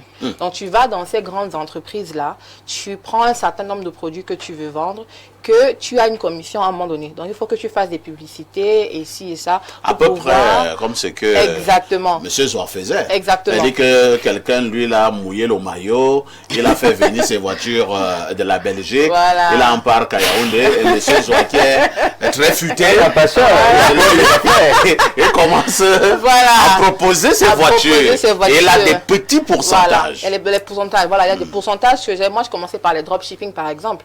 Donc, je proposais proposer des produits sur les réseaux sociaux dans telle entreprise, dans des grandes entreprises comme Amazon, comme Walmart, et voilà, et j'en passe. Donc, on connaît déjà ces entreprises. Tout le monde va faire ses achats dans ces entreprises déjà. Donc, si moi, je te fais la publicité de cette bouteille d'eau, par exemple, tu as l'habitude d'y aller, tu vas directement cliquer sur mon lien à moi et moi, j'ai la commission directement. Donc, on commence à faire ce genre de choses petit à petit. Et après cela, j'ai commencé à aller dans le nouveau système de la coiffure. C'est une grande intelligence. Voilà. Vous agrippez chez quelqu'un. Non. Vous agrippez. C'est un système qui est déjà sur pied. Et c'est un système où même ces compagnies-là, même deux fois, même quand ils vous voient dans les réseaux... Vous faites un peu comme des faux agents immobiliers. Non, on n'est pas des faux agents immobiliers. immobiliers. Attendez d'abord. Quelqu'un a conçu sa maison. Lui met la plaque maison, studio, machin. Le gars lui vient donc, il prend aussi cette information, il met son numéro Non, mais et il commence à dire que non, il propose des maisons à louer et là c'est commission. Non, pas du tout, parce que la compagnie même vous contacte même à des moments. Vous demandez, on a besoin... Bon, peut-être là-bas c'est bien structuré. C'est bien structuré. Et bien reconnu. Et bien reconnu parce que la compagnie vous contacte, vous dit, on a besoin de vous pour pouvoir peut-être promouvoir cette bouteille d'eau, ce téléphone X et Y. Donc vous faites juste la promotion de ces produits à des moments donnés même, parce qu'on vous connaît déjà, tu peux dormir chez toi tranquillement, chacun vient cliquer sur ton lien et l'argent rentre dans ton compte. Donc, c'est des choses que les gens le font habituellement. Et après cela, parce que je me voyais que les commissions ne sont pas assez, il faut payer les études, il faut faire ci et ça, j'ai commencé à aller dans les tresses. Donc, je commence à tresser à la maison, je commence à maquiller les jeunes filles à la maison, et ici, ici, ici. Voilà comment je commence à acquérir de l'argent et je commence à m'économiser. Sachant que mes études sont payées, sachant que ça est payé et j'ai mon argent de côté. Et je commence maintenant à réinvestir et jusqu'à aujourd'hui, j'ai ce que j'ai. Et je travaille toujours, mes commissions, elles travaillent toujours pour moi. Mon salon de coiffure, il existe et mes autres entreprises existent. Donc moi, je suis au Cameroun en vacances. L'argent continue à tourner. Donc toi, tu dors calmement au Cameroun. Voilà. Au niveau de ton compte bancaire, il y a des mouvements. Ça continue à produire parce on va être des grands. tellement, j'ai travaillé pendant plus de 10 ans. Voilà, j'ai travaillé pendant plus de 10 ans. Ce qui fait que ma page, elle est déjà reconnue. Mon lien, il est déjà reconnu. La compagnie même pousse mon lien devant. Ce qui fait que je n'ai même pas besoin de faire une publicité de quoi que ce soit en ce moment, parce que j'ai déjà travaillé là-dessus. Les gens vont directement sur le lien qui est déjà reconnu. On dira que ça, c'est de l'intelligence. Voilà, qui est déjà reconnu, ce qui fait que l'argent rentre dans le compte tout doucement, sans même lever le doigt. Le problème avec le Camerounais, c'est qu'il pense qu'il faut avoir des millions pour pouvoir commencer. Pour lancer une activité. Si tu atteins le million, tu ne vas jamais avoir cette activité. Et je sais que j'ai toujours eu cette conversation avec même des camarades de classe. Ils me disent non, c'est parce que tu es à l'extérieur du pays. Je leur ai dit, si même j'habitais au Cameroun et que je faisais même le tour d'eau, j'allais toujours réussir parce que je me connais. Je suis quelqu'un de très battante de base. Il faut avoir non seulement la stratégie, il faut être persévérant et résilient. C'est comme un marathon, c'est les plus résilients qui arrivent jusqu'à la fin. Si tu es fatigué, tu n'étais pas comment on dit, préparé dès la base, tu vas lâcher. Tout simplement que ça. Donc n'attendons pas toujours d'avoir le million, le milliard, on n'aura jamais ces millions. Si tu as peut-être 5 000 francs, ouvre un petit comptoir, vends des arachides, ce que tu veux, et commence petit à petit, petit à petit. C'est vrai que ce n'est pas aussi facile que ça, mais n'attendons pas d'avoir le plus gros montant que possible pour pouvoir commencer. Moi, j'ai commencé avec zéro, je le dis toujours. Si j'ai pu faire, toi aussi tu peux le faire. Aussi simplement que ça. C'est ce genre de langage que nous aimons sur Espace Millet dans le cadre de Mardi Entrepreneuriat. Elle parle de ce qu'elle sait, elle parle de ce qu'elle a fait et maintenant elle a un résultat. Elle est actuellement chef d'entreprise. Alain Douk, que d'attendre mon ami d'Ntaba qui attend d'abord d'avoir 5 millions pour lancer une grande activité. Il prend un espace au Hilton Hotel sans publicité et il fait la publicité sur Info TV. Donc, on peut lancer une activité avec 5 000 francs au Cameroun. Si le gars de Ntaba attend d'avoir 5 millions, c'est très compliqué dans notre système bancaire. C'est même un rêve. Pour être crédible avec les conditions de notre écosystème, c'est très compliqué. Et encore que, d'après les statistiques que nous avons, plus de 70% à 80% des Camerounais ne sont même pas bancables. Ils ne sont pas dans le système bancaire formel. Bien. Maintenant, qu'est-ce qu'on fait? Tout le monde commence quand même dans la zone informelle pour se diriger dans le cadre juridique formel. Non, on va arriver chez toi.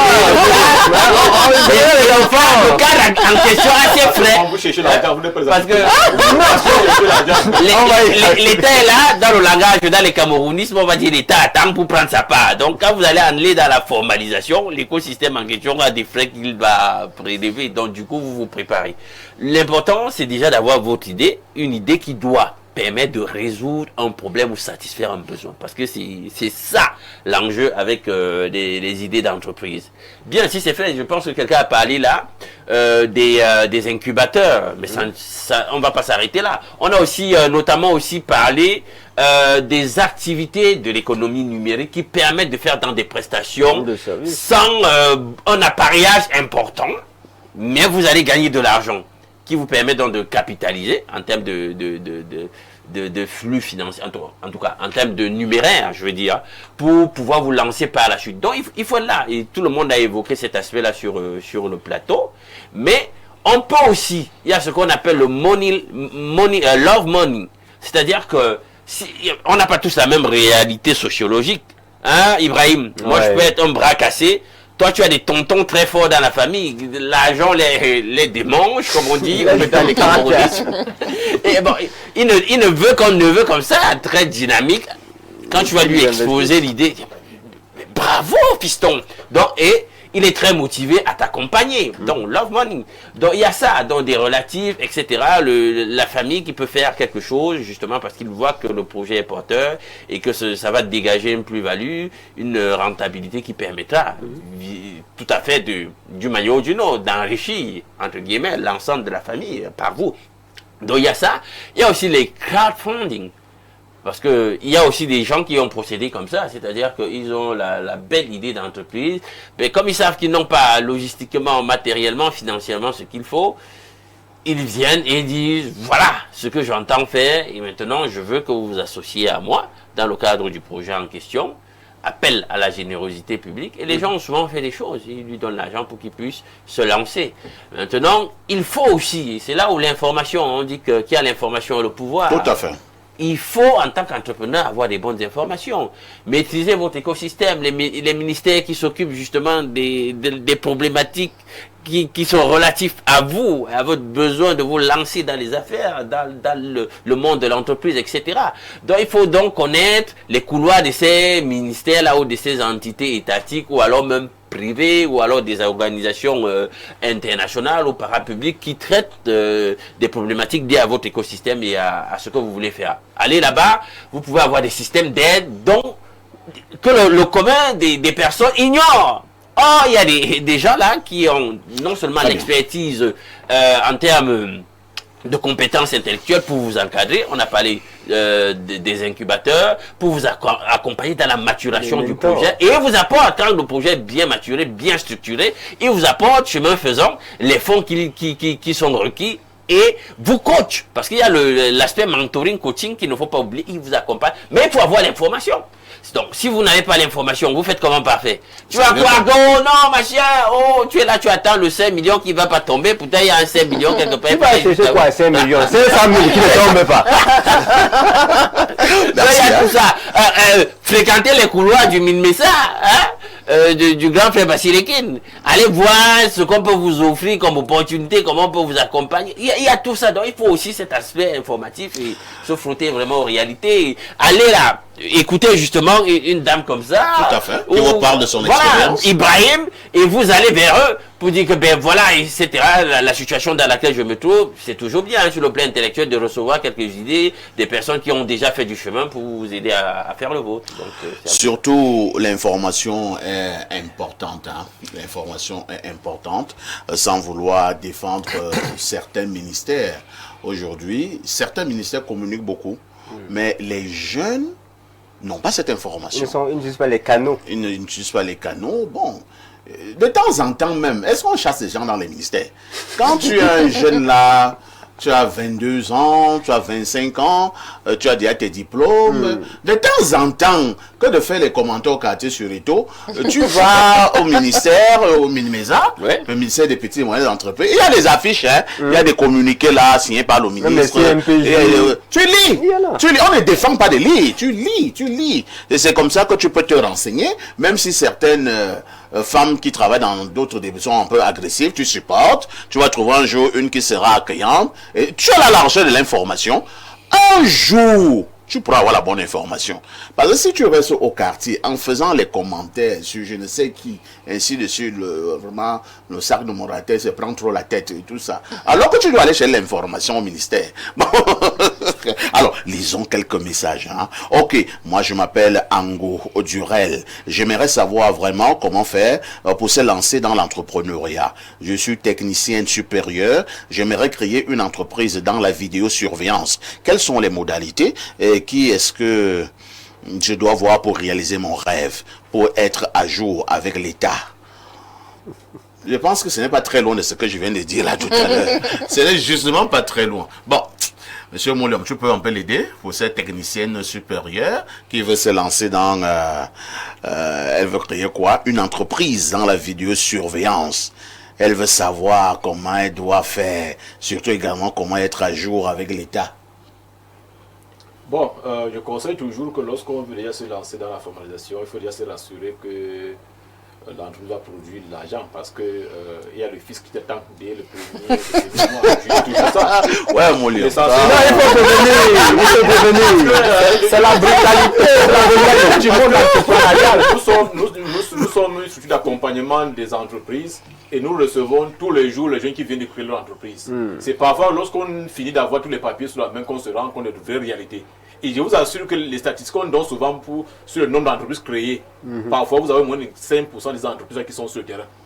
Donc il ne suffit pas seulement de se lancer et aller se formaliser, avoir le registre de commerce, l'attestation d'immatriculation, payer le premier impôt pour avoir l'ACF, mais il faut également se rassurer que demain, vous serez à mesure de suivre, de faire, d'accompagner, parce que lorsqu'il va créer son entreprise, il doit d'abord expliquer basiquement ce qu'il a comme obligation.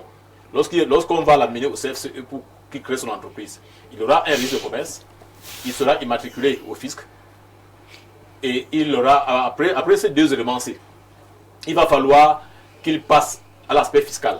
Il faudra déclarer les premiers impôts, l'impôt synthétique. Il faut enregistrer son contrat de bail parce qu'une entreprise a un bureau, un local. Soit s'il ne loue pas, il doit payer la taxe foncière. Et s'il loue, il va payer le bail et il va en... Vraiment, quand vous dites ce que vous êtes en train de dire là, Vous êtes en train de décourager tous les Camerounais.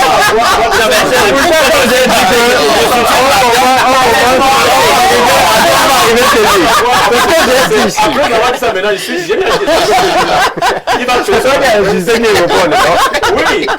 Non, je suis pas parce que quand il fait dans la vidéo suivante, ça veut dire que sûrement il s'est lancé depuis, il a déjà les moyens de se formaliser. Donc maintenant, non, il savait pas. Ça va commencer. Lui, il a l'idée des cheveux. Bon, parfait. Pour aller dans ton sens, monsieur Mouliam. Monsieur Mouliam. Tu nous as effrayé. Vraiment, l'Onkuta. Ce que je veux dire. Donne la parole à quelqu'un qui peut... Donne-moi 2 minutes, s'il te plaît. non, Juste là, monsieur Mouliam, avec votre permission. c'est une mise en garde. Il le faut. Il y a des centaines de milliers d'entreprises créées qui n'existent plus au Cameroun. Mais sauf que dans notre environnement, on ne parle plus au registre de commerce. Signaler là-bas que l'entreprise n'existe plus. Et on va continuer à faire les statistiques au Cameroun qu'il y a 50 000 entreprises qui existent au Cameroun. Dans le fond, il n'y a même pas 10 000 entreprises. Parfait. Un truc important. Justement, quand on commence par sans agent, l'enjeu, avant d'aller frapper l'impact du secteur formel, ce qu'on fait quand même, c'est que ce que vous pouvez assurer comme prestation à la lisière du lancement, de la formalisation de l'activité, c'est que vous prenez sur vous pour réduire les coûts, la problématique des coûts. Vous n'allez pas aller chercher déjà du personnel sur des choses que vous pouvez assumer. Donc là, vous êtes obligé de travailler quand même comme un forcené. Ce que vos compétences vous permettent d'assumer, vous devez prendre sur vous de les assumer pour limiter les coûts. Et notamment aussi le bail, donc vous n'allez pas aller courir. Dans notre contexte où on sait comment ici, on demande 10 mois, 11 Dès que c'est 10 mois, 2 ans.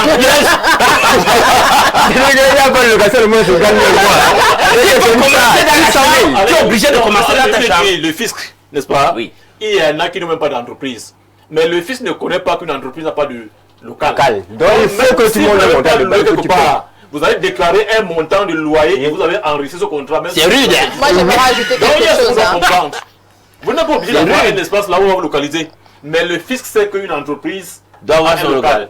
Merci. Nous Johanna va ajouter quelque avons une chose. grande entreprise comme Facebook et comme Amazon. Oui. Facebook a commencé dans une voiture et Amazon, je pense, a commencé dans un garage, ou alors c'est l'inverse. Donc, ces grandes entreprises aujourd'hui, avant qu'ils n'arrivent où ils sont arrivés aujourd'hui, ils ont commencé tout petit. Donc, cette personne-là qui demande, elle veut faire une entreprise de surveillance, moi, je la conseillerais de commencer déjà tout petit, dans sa chambre, dans son salon, avant même d'y aller voir le fils et tout ce que tu es en train de raconter. Parce que là, il devra donc payer le droit. Non, mais elle commence tout bas, parce que même quand Facebook a commencé, qui le connaissait? Il était dans sa petite voiture, dans son petit garage. Aujourd'hui, il est Facebook. Oui, sauf que madame, ça c'est le mainstream. Ce qu'on veut, c'est l'exo, le message autour de la création de ces choses. On sait d'où vient Facebook, on sait d'où vient Amazon, le vrai discours. À la fin, je vais lui répondre. Parce qu'on ne fait plus dans plus de vidéosurveillance sans matériel. Vidéosurveillance suppose qu'on a bien le matériel pour qu'on installe chez les gens. Donc, cette jeune dame, elle a encore du chemin. Elle est encore au début. S'il a une plus de vidéosurveillance, elle n'a rien du tout. Elle veut commencer. Là, pourquoi on lui dit, commence d'abord dans ta petite chambrette, prends ton matériel et teste ton matériel. La vidéosurveillance suppose qu'on installe déjà les caméras. Ça veut dire qu'il a dit les caméras qui non, tu n'as pas suivi. Elle a été claire. Elle veut se lancer dans la vidéosurveillance. Elle n'a encore rien. Donc je me disais même qu'elle n'a même pas encore un appareil photo. Donc le conseil que nous donne pour le moment, ce n'est pas de se formaliser. Ce n'est pas de chercher à faire le registre de commerce parce que quand il va faire le registre de commerce, ça va faire des obligations. Voilà, tant mieux. Là c'est un peu... C'est moins douloureux. Alors, un autre message, très rapidement. Bonjour, parfait. Être dans le secteur informel ne signifie pas ne pas avoir un capital de départ à fond de roulement. Merci cordialement. Que dit ce téléspectateur en direct sur Espace Miné? Bien le bonjour, parfait, et à ton brillantissime panel. Prière de me communiquer le contact de la dame sur le plateau. Je désire tellement entreprendre pour de vrai et son parcours est très inspirant. Merci. C'est Christelle depuis Mendon. Non, c'est une femme. Elle est même jusque-là. Vu le contexte. Tonton Brahma des Bobodiques disait souvent, mais si c'était un piège. Alors, ce message ce matin, hein. Bonjour le manager de la modération, vraiment pas évident l'entrepreneuriat en milieu jeune, trop d'impôts. Un autre message très rapidement. Agréable matinée à vous. La difficulté que les entrepreneurs camerounais rencontrent vient de leur habitude à penser qu'on peut réussir seul. Or, mettez 5 à 10 jeunes sur un même projet, même sans argent à la base, ce projet va sauf que réussir. Il faut se mettre ensemble. L'union fait la force. Après, tout le monde pourra lancer son entreprise de façon personnelle. Ibrahim, est-ce que ce n'est pas aussi une stratégie? C'est vrai que Zoua soutenait déjà cette thèse tout à l'heure concernant l'emprunt bancaire. Laissons un peu l'emprunt bancaire, mais même en termes de force, en termes d'impact, surtout lorsqu'on est vraiment au niveau zéro. Est-ce que parfois c'est pas bien de s'associer 3, 4 jeunes, 5 jeunes et lancer une petite activité? Enfin, ici, le travail en équipe a toujours permis à des hommes ordinaires d'accomplir l'extraordinaire. Tout simplement parce qu'ils mettent sur la table la notion de cerveau collectif. C'est-à-dire que je mets à contribution ce que je connais, il met à contribution ce qu'il connaît, et puis on a plusieurs bras. En même temps, on a plusieurs relations. En même temps, on a plusieurs réseaux. On peut faire pas mal de choses. Mais avant même d'arriver à ça, il faut avoir la capacité, la compétence de pouvoir faire cette chose-là. Moi, par exemple, parfois ici, je raconte une petite histoire. Allons-y. Quand je suis sorti, avant même qu'on ne sorte, nous, on avait déjà un projet entrepreneurial. Je suis double ingénieur. À l'école de mine? À l'école de mine, j'ai appelé 7 autres doubles ingénieurs. Je leur ai dit, écoutez, on va créer une entreprise, on va devenir un Promocam, Professional Mining for Emergence of Cameroon. On s'est lancé, on a commencé à avoir des contrats. Et dans la technique de crowdfunding, même les concours d'exposition pour essayer de gagner des prix sont les mécanismes pour avoir d'argent. Donc une fois on a fait des concours comme ça et puis on a gagné avec des prototypes que j'avais mis sur pied, on a gagné un contrat à Bafia, oui à Bafia. Quand on y est allé non c'est à Bafan, quand on y est allé, à un moment, une année de moi j'avais une vision du long terme, c'est-à-dire quand il y a une entrée, on doit acheter le matériel, on doit s'équiper, on doit se formaliser. Parce qu'on doit se formaliser, je ne veux pas les choses qui vont comme ça. Alors mes collaborateurs, eux, on a donc fini, on a commencé à se développer.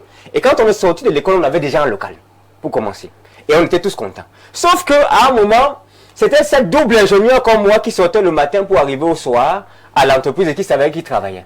Et quand l'argent arrivait, il y avait des exigences, il y avait des obligations qu'il fallait gérer. Et là, il y avait plus beaucoup d'argent en fait. On n'était pas dans une dynamique de je vais d'abord te donner 200 000 et puis je donne 200 000 pour que tu ailles gérer les choses de ta maison parce que l'entreprise ne va pas avancer. Et donc à ce moment-là, moi j'ai eu des problèmes. J'avais l'incompétence de gérer une équipe qui fait face à des réalités. Mais donc je suis braqué sur la vision de il faut qu'on avance, il faut qu'on acquiert un matériel parce que si on a ceci, on pourra faire ceci. À la fin, on m'a dit que ma calcule ma plan dans mon agent ici. Et quand on m'a dit que ma calcule ma plan, j'ai dit que bon, écoutez les gars, moi je sacrifie tout ce que je veux, vous n'allez pas me dire parce que l'argent est entré, on va se séparer. Ils me disent que non, on calcule, on est tous actionnaires, d'ailleurs on a 10%, on s'est partagé ça comme ça, donc on divise tout ce qu'on a à donner là. Si vous voulez, on vote. On a voté. Et tu as échoué? J'ai échoué. Les gars, et donc, il y en a 4 comme ça qui ont poussé la dynamique, 4 autres qui n'étaient pas trop présents. Je leur ai dit, ok, il n'y a pas de souci. Je suis tombé, c'est-à-dire l'entreprise l'a fermé quand je suis quitté pour aller ouvrir une autre. Là où j'ai compris que l'une des choses qui compte d'abord, c'est la compétence. Il faut avoir la compétence même de manager cette équipe que tu veux aller prendre là pour pouvoir fonctionner. Mais c'est une belle stratégie. Si vous avez la même dynamique, tant mieux. Mais si vous vous alliez, si vous êtes un nègre, vous allez avec des poules. À chaque fois, ils vont vous dire de ça parce qu'il faut manger. Bonjour Monsieur Parfait, ici et à tout votre panel pour répondre à la question de savoir si c'est possible d'entreprendre sans argent. Je dirais oui. Je prends personnellement mon cas. Je suis ingénieur en système d'information, réseau et sécurité informatique. J'ai un emploi dans une université de la place en qualité d'informaticien. Mais j'ai toujours été passionné par l'idée d'être propriétaire de ma propre structure. Quoi de mieux que de me développer dans le domaine qui me passionne le plus, à savoir l'informatique. C'est donc ainsi que j'ai décidé de vendre les accessoires informatiques, ordinateurs, disques durs, clés USB, antivirus, etc. Et de proposer mes services, à savoir la vidéosurveillance, maintenance informatique, etc. Sans avoir un sou ou une boutique, ça n'a jamais été facile. Mais ça m'a permis de lancer la procédure de création de ma structure nommée NB Multiservice et Shopping. Alors, par mon expérience, c'est bien possible. Cordialement, c'est Laurent depuis Douala. Voilà encore un bel exemple là, venant de Laurent depuis Douala. Nous devons vendre espoir ce matin, Monsieur Zouamanga. Et effectivement, je voudrais dire que dans le cadre justement de peut-on entreprendre sans argent, actuellement, je le dis, je parle ici parce que je suis un homme de terrain et je parle de ce que nous sommes en train de faire sur le terrain. Du côté de la commune de Ngomdiap, avec Eureka Corporation et Boosting Africa, dans le cadre d'une initiative qui a été lancée par la commune de Ngomdiap, nous sommes en train de créer là-bas ce qu'on appelle un système d'incubation. Donc, il y a un incubateur de projets qui a été créé là-bas. Et actuellement, nous sommes en train de créer justement ce que nous avons appelé la banque des projets. C'est-à-dire que nous donnons des fiches de renseignement à certains jeunes qui veulent entreprendre, qui veulent commencer. Ils renseignent ces fiches selon les indications qui y sont. Et ensemble, nous voyons comment partir de l'idée de l'entreprise jusqu'à la réalisation, c'est-à-dire l'accomplissement de cette entreprise. Ça va de l'agricole au numérique, en passant par des domaines comme le cosmétique, l'alimentaire et tout. Donc, nous sommes en train de travailler sur le terrain là-bas. L'idée donc ici là est de faire mûrir la pensée que les uns et les autres ont, leur montrer les différents mécanismes, par exemple, pour avoir accès au financement, les accompagner parce que il y a donc l'accompagnement au niveau, l'accompagnement technique qui consiste à former les gens sur ce qu'ils doivent faire. Il y a l'accompagnement juridique qui est au niveau justement de la formalisation, il est juridique ou administratif au niveau de la formalisation des entreprises. Et maintenant, il y a l'accompagnement parlant justement du nerf de la guerre qui est ici la problématique.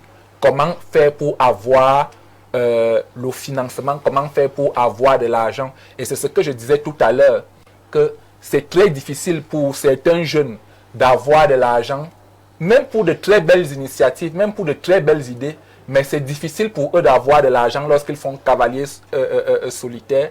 Et pourtant, s'ils se regroupent, s'ils s'associent, déjà le simple fait que chacun puisse avoir 10 000, ça leur donne une certaine puissance financière lorsqu'ils sont regroupés.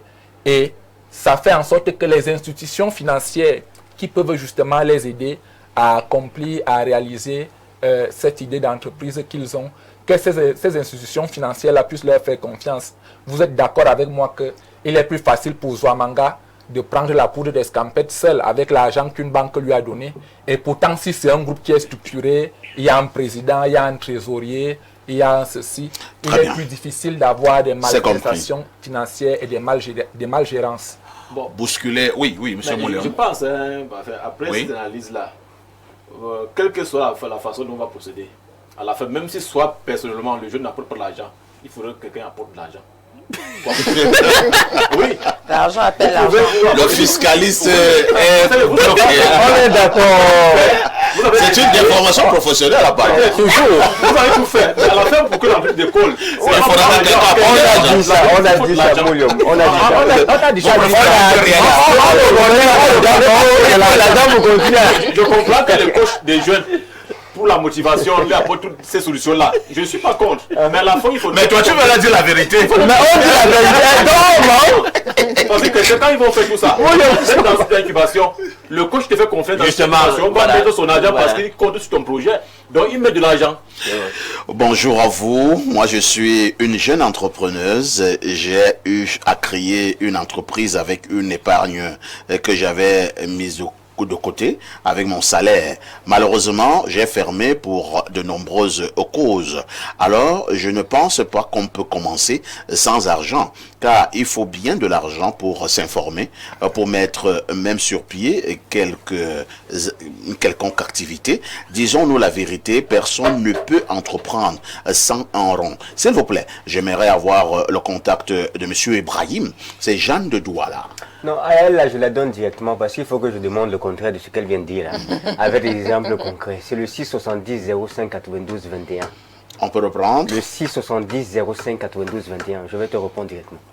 Bonjour le plateau. J'aimerais me lancer dans le levage de poulet, de chair. Et donc, je ne sais pas qu'est-ce que je peux faire ou est-ce que je peux avoir un capital. J'ai déjà un bâtiment sur pied ou des abreuvoirs, des mangeoires. Maintenant, j'ai besoin d'un capital pour lancer l'activité. Et moi-même, je pourrais d'abord m'y intégrer en tant qu'employé. Est-ce que vous pouvez m'aider à trouver des financements? Ce petit business avait été mis sur pied, mais a été détérioré à cause du Covid. Et depuis là, j'arrive pas à relancer. Moi-même, je connais l'activité. J'ai juste besoin de financement. Qui pourrait aider ce monsieur? Je ne sais pas si c'est un monsieur ou bien une dame.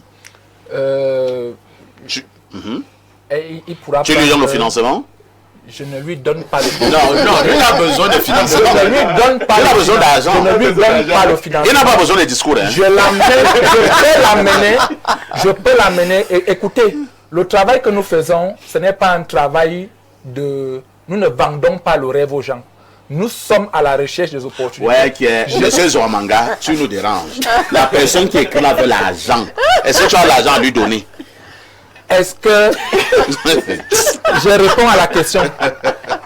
L'Onkuta. Ne nous dérangeons pas. C'est là que nous dérange. Non, je ne dérange pas. Je n'ai pas l'argent. Je connais les gens qui ont l'argent. Je connais les gens qui ont l'argent. Parfait. Je connais les gens qui ont l'argent. Ok, d'accord. On va lire un autre message à M. Zoua. Que dit le téléspectateur ici? Bonjour, mon tonton Haïssi. Excellente question. C'est l'une des premières choses qui freinent les gens. Et pourtant, oui, il est tout à fait possible d'entreprendre sans argent, ou du moins avec très peu. L'argent facilite les choses, il permet d'aller plus vite, mais il n'est pas le seul chemin. Si tu as un problème que tu sais résoudre, pour quelqu'un d'autre, tu as une entreprise. Il ne te manque que les premiers clients, pas les premiers euros. Voilà, donc privilégier la vente au détriment de la production quand vous commencez. Quelqu'un dit ceci, parfait, tu as ouvert ton journal sans argent.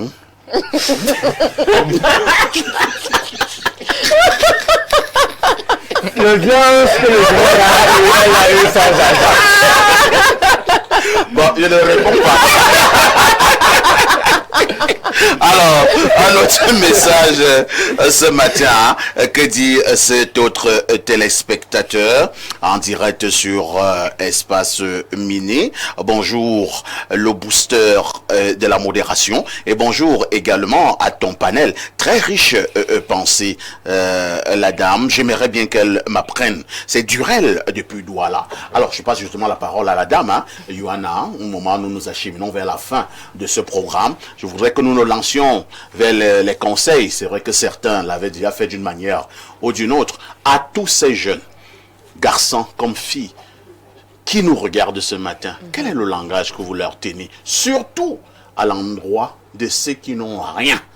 Ils ont des grandes idées, mais ils n'ont même pas 500 francs pour pouvoir avoir du pain avec du haricot. Ils veulent se lancer dans l'entrepreneuriat. Tu as quelque chose à leur dire? Ce que je dirais, c'est un langage que je tiens souvent avec mes amis qui sont peut-être en Europe, moi je suis en Amérique, c'est le business et les risques. Si tu n'es pas quelqu'un qui peut risquer, tu ne peux pas avancer. Dans le business, on monte, on tombe. Et quand on tombe, il faut savoir se relever. On tire les leçons. Voilà, on tire les leçons. Parce que moi-même, quand j'ai commencé dans les business, je suis tombée 15 000 fois, mais je n'ai jamais arrêté. J'ai même fait des choses même qui sont contraires à ce que j'ai appris à l'école. Parce qu'à un moment donné, tu as l'impression que le ciel te tombe sur la tête, mais tu n'as pas le choix parce que tu as une idée dans la tête, je veux réussir. Mais on ne dit pas que je veux réussir à tout prix, aller se compromettre, faire des choses bizarres, dans le noir bizarre. On ne se dit pas ça. On se dit toujours, je veux réussir, mais de la bonne manière. On a tous une intelligence, et on n'est pas peut-être tous partis à l'école, hein, mais on a tous une intelligence qu'il faut mettre sur pied. Je veux utiliser mon intelligence pour pouvoir arriver à mes objectifs. Donc, même si on a un petit argent, apprenons à être des économistes. C'est-à-dire que tu as 100 francs, tu mets un peu de côté, tu as 50 francs, tu mets un peu de côté, et ainsi de suite, tu peux y arriver. S'il faut vraiment commencer avec des moyens. Moi, j'ai commencé sans argent. Vous l'avez dit. Voilà, comme je l'ai dit, j'ai commencé à vendre, comme il a dit Ibrahim tout à l'heure, vendre des services. Moi, je peux parler devant une caméra, je peux faire ceci, cela, et j'ai appris au fur et à mesure. Et on se fait des formations dans les réseaux sociaux. On a tous ces téléphones. Au lieu de se mettre sur un téléphone en train de danser, les TikTok, machin, tout ça là, utilisons nos téléphones pour pouvoir se faire de l'argent. En train de montrer le dernier sous-vêtement. Exactement. Donc, prenons nos réseaux sociaux et donnons des services, faisons des formations en ligne sur YouTube, par exemple. Faisons des formations en ligne, apprenons, posons-nous des questions et allez vers ceux qui ont déjà fait et posons-les les vraies questions. C'est vrai qu'il y a des gens qui ne te diront exactement pas ce qu'ils ont fait dans les détails, mais il y a des personnes qui sont prêtes à prendre par la main et à te montrer le chemin pour y arriver. Là, on veut y arriver.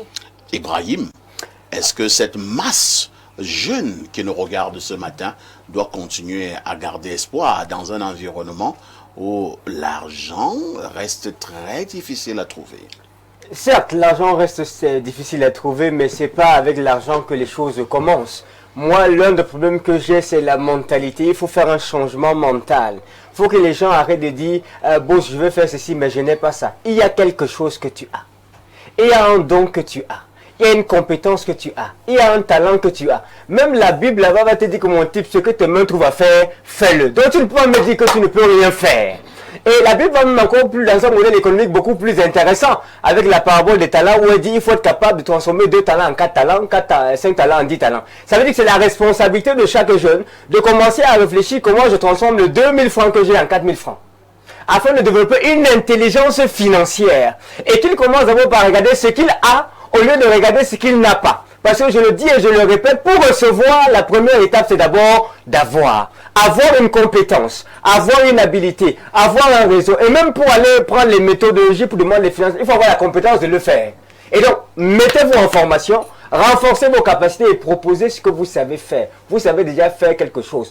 La plupart d'entre vous qui nous écoutez là, vous êtes même au moins étudiant, c'est-à-dire que vous avez, quand quelqu'un me dit j'ai un master 2, ça fait 19 ans que vous étudiez, 19 ans. Donc vous on me dit qu'après 19 ans d'études, vous n'êtes pas capable de faire quelque chose. On ne peut rien comment. Tu sais faire quelque chose, il faut utiliser ce que tu sais faire pour avoir de l'argent. Il faut un peu les gronder, Ibrahim.